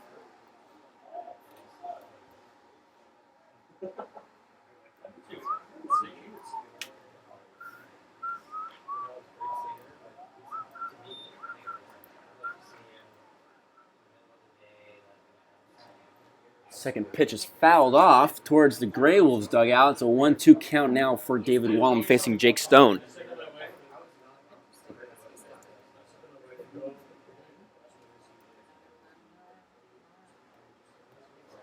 Second pitch is strike 3. It's in the dirt. Kyle Anderson has to pick up, gather, and throw over Drew Curtis at first base. So a strikeout, 2-3 put out for the GreyWolves. It's 2 strikeouts in a row for David Wallam here in the inning. Wallam only throwing 4 balls in 20 pitches.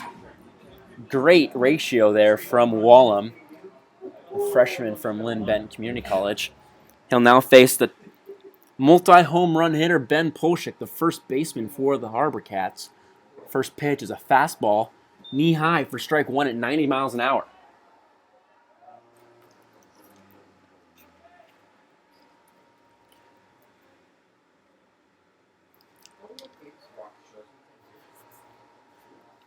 Second pitch is just a bit outside for ball number 1 at 89 miles an hour. So Wallam really working the fastballs, trying to just blow it by him here, but Andrechuk's a strong hitter.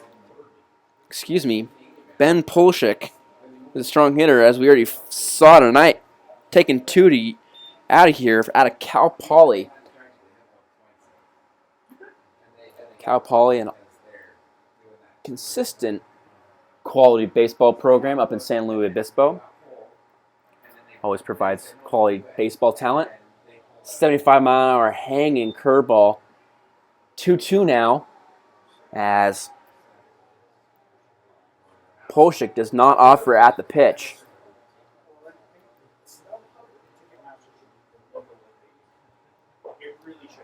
Two pitch is high up in the zone for ball 3. So full count, 2 outs here, as the GreyWolves trail 9-5.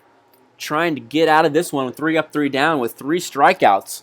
That would be the best, as the GreyWolves are trying to get back into this game. Need to score 4 runs to tie it here in the top of the 9th. Full count pitch from Wallam is fouled off to backstop. Still full no.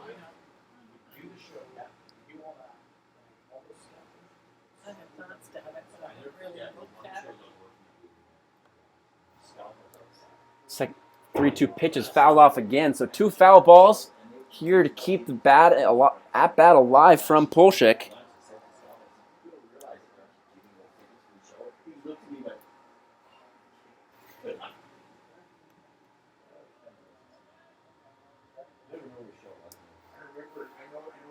As the umpire will get new balls from the bat boy and put them in his bag and say play and tell David Wallam he can go. As David Wallam works from the windup, the delivery, the pitch just missing outside. So a 9-pitch walk, 10-pitch walk, a long at bat there for the GreyWolves facing Ben Polshik, who's hit 2 home runs tonight. Bring up third baseman PJ Floyd, making a strong throw from third base on the run last inning. And now he'll step into the batter's box as a batter. PJ Floyd retiring Jeffrey Mitchell Jr. last inning. And he's going to pop one up out of play over the top of the awning here in front of the press box.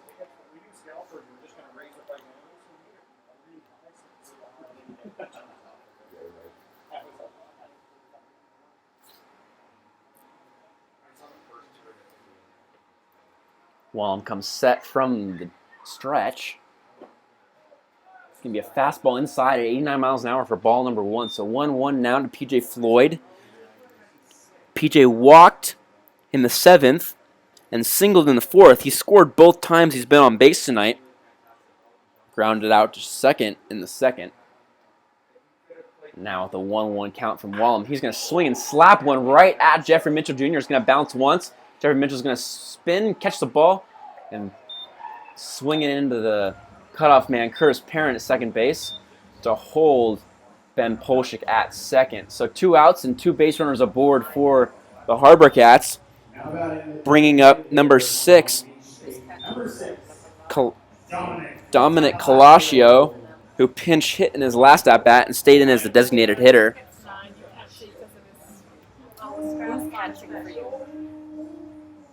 David Wallem working with Kyle Henderson now behind the plate. Replaced Ben Clanky when Ty Wyatt pinch hit for him back in the last top of the frame when the GreyWolves scored 4 runs. Ty Wyatt pinch hitting for Ben Clanky. Mark Mumper then pinch ran for Tyler Wyatt. And now Kyle Henderson is now in the catcher. The first pitch curveball crosses the plate at 74 miles an hour to Dominic Colascio. As Colascio will look to see if he can get his base runners moving, and David Wallem will look to see if he can end the inning and head to the top of the 9th here without any more damage done. The pitch from Wallem is low and outside for ball number 1. 1-1 now from Wallem.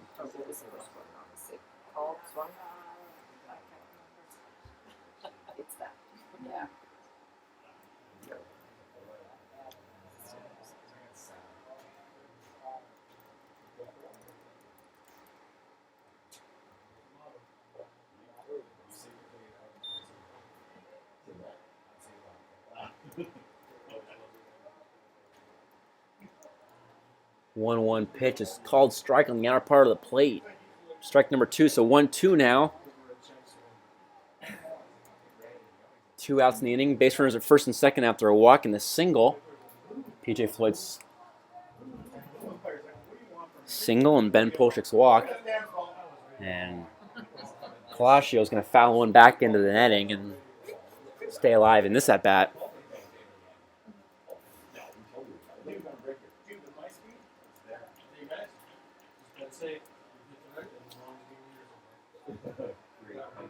It's getting colder here as we're in a warmed-up press box, but players are down on the field with sweatshirts and gloves as Colascio swings and misses at an 89-mile-an-hour pitch upstairs at the letters for strike number 3. As we'll head to the top of the 9th with the GreyWolves trailing 9-5. Here looking to see if they can score some more runs. Another 4 spot would be exactly what they need to stay in this ball game. We'll be back here on GreyWolves Baseball, here on GreyWolves Live. It's a howling good time down at the Lucky Pine. We have 30 rotating taps, happy hour all day on Sundays, fishbowl Fridays, or just come down and fill up a growler. The Lucky Pine is the home of Gresham GreyWolves, where we honor service members with a 20% discount every Monday. Check us out on Facebook to see our latest cocktails and craft beer list, and then come in and see for yourself what all this excitement is all about.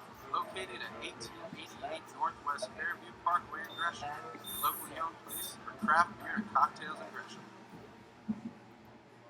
Okay, so you only get one shot at a vacation this summer, so let's make sure it's not an epic fail. Before you pack the sunscreen and the bug spray, before you lose your sunglasses again, get your official vacation mobile to the Quick Lane inside Gresham Ford for an oil change and a complete road trip inspection. This isn't a down and dirty oil change from the greasy spot down the street.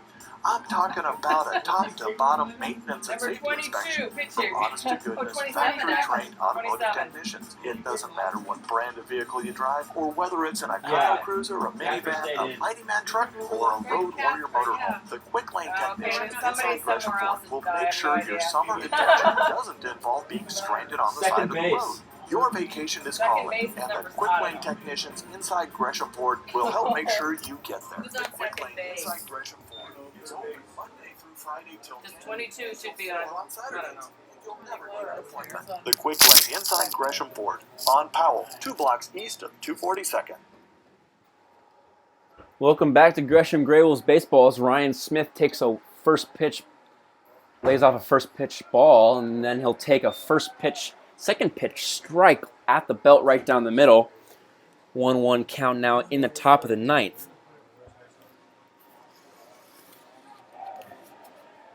And then he'll check his swing on the 1-1 pitch, so 2-1 now, as the first base umpire says he did not go after the appeal.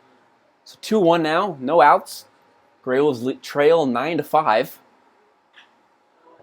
Ryan Smith's going to jack one down the left field line. It's going to be fouled by about 3 feet down where the bullpen is.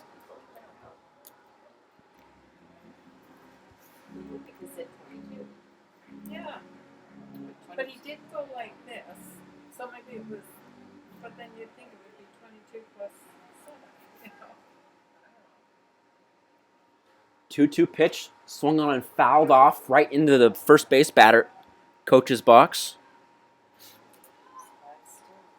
So 2-2 now.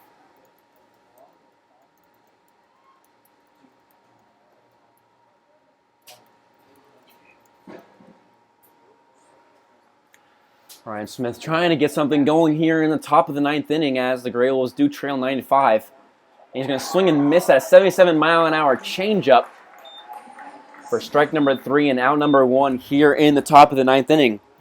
Brings up Jack Johnson, who doubled in his last at-bat.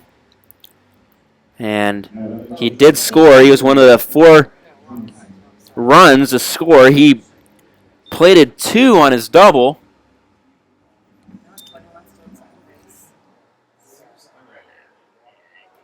And the first pitch from Casper to strike to Jack Johnson. Maybe it was position 5 is 22. That third base is that. Second pitch, the 0-1 pitch is slapped into the bullpen of the GreyWolves. 15 third.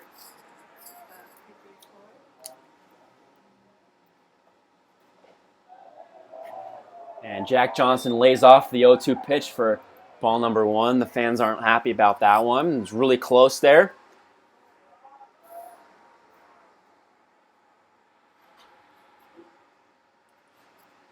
As Jack Johnson will look at Casper in the windup, and he'll call time. Casper taking a little bit too long. Look like there are some defensive changes out there for the HarbourCats. Don't have a good clue about who they are. It's tough to see their numbers from here, and we don't have binoculars, unfortunately. 1-2 pitch from Casper, swung on and missed. Strike number 3. So the GreyWolves are down to their last out here in Victoria. The GreyWolves are threatened to lose the second series in a row after taking the first from Cowlitz 2-1, then dropping the series to Yakima Valley 2-1, and now are in a threat to lose the first 2 games of this 3-game series to the HarbourCats. First pitch from Casper, moving quickly, is 87 miles an hour, outside and low for ball number 1.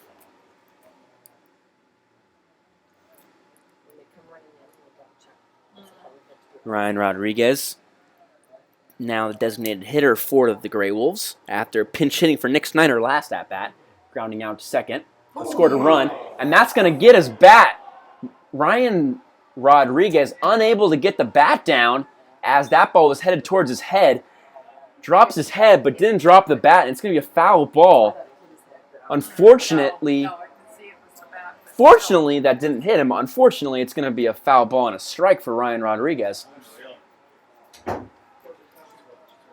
Youth joke around, oh, I got to get your bat down. But Ryan Rodriguez, there was no way he was getting his bat down.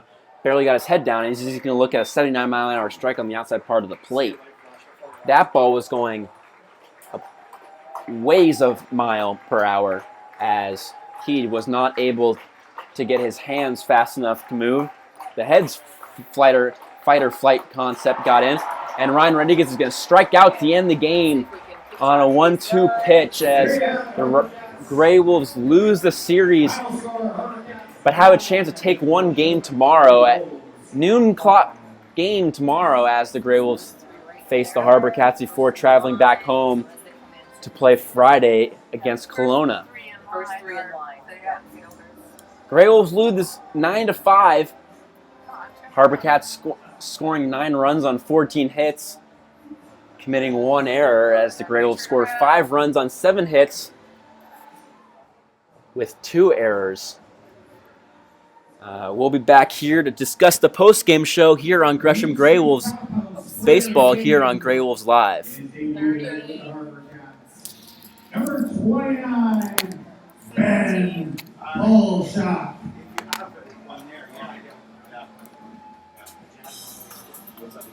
Welcome to the Gresham GreyWolves postgame show. Presented Presented by Active Family Chiropractic, Fort Jones, Gresham Ford, Gresham Pediatric Dentistry, Gresham Police Officers Okay, Association, that team was already out. Lucky Heights, Metro East Web Academy, Northwest Accounting Partners, So he went Olympic in Gym, to right. Riverview Community Bank, That's and State Farm. Yeah. Here's your host, Alex Yavarski. Oh, he went in for 22. Welcome back to GreyWolves baseball here on Gresham GreyWolves Live. GreyWolves drop the series, have a chance to win a game tomorrow as the GreyWolves fall 9-5. Starter Andrew Heidemann will get the loss after allowing a run in the 2nd inning and 2 in the 5th before coming out of the game. The GreyWolves were able to score 5 runs in the 7th and the 8th, but unable to get any runs in the 9th to keep the game going here as the GreyWolves dropped the game 9-5. The GreyWolves scored 5 runs in the 7th and 8th, as I said, scoring 4 in the 8th after a leadoff. Drew Curtis led off and singled to get on base. Ryan Smith then walked, moving everybody over. Jack Johnson then doubled, scoring Drew Curtis from second base and moving Ryan Smith over to third. 2 batters later, Ty Wyatt pinch hit for Ben Clanky and singled, moving everybody over a base. Then there was first and third. Jack Bauer then got hit by a pitch, loading the bases. Then there were 2 straight walks, and that's how Mark Mumper, who pinch ran for Ty Wyatt, scored, and Jack Johnson scored on a walk as well. Those are the 4 runs in the 8th. GreyWolves scored a run in the 7th. Jack Bauer scoring that one after he singled and then was moved over by a pass ball after getting to second base and then getting to home on Michael Breen's single. So the GreyWolves were unable to score more than 5 runs as the HarbourCats scored 5, and the story of the game was Ben Polshak. The 2 home run night for Polshak. 4 RBIs on 2 swings. A solo shot in the 2nd and a 3-run shot in the 5th was just about everything the HarbourCats needed to win the game. They got some run support in the 7th as P.J. Floyd scored after walking, and Cody Snyder was pinch hit for by Colacio, and Colacio scored after walking as well. A single and some fielder's choice. E6 has scored the 2 runners, and that's how the HarbourCats put the game out of reach for the GreyWolves. GreyWolves will be back here at Royal Athletic Park tomorrow. Thanks for listening to Gresham GreyWolves baseball here on GreyWolves Live. See you tomorrow here at Royal Athletic Park. It's a noon game. Change of time for travel purposes so the GreyWolves don't get stranded here on Vancouver Island. We'll be back here on GreyWolves Live tomorrow. Thanks for listening. Have a good one, guys. Thanks for listening to Gresham GreyWolves baseball, presented by Active Family Chiropractic, Edward Jones, Gresham Ford, Gresham Pediatric Dentistry, the Gresham Police Officers Association, Lucky Heights, Metro East Web Academy, Northwest Accounting Partners, Olympic Gym, Riverview Community Bank, and State Farm. Don't forget to like us on Facebook and follow us on Twitter. And be sure to join us at Mount Hood Community College for GreyWolves baseball, or catch the games live online at GreshamGreyWolves.com. So I just kind of did what he did, and Yeah. Interesting. There we go.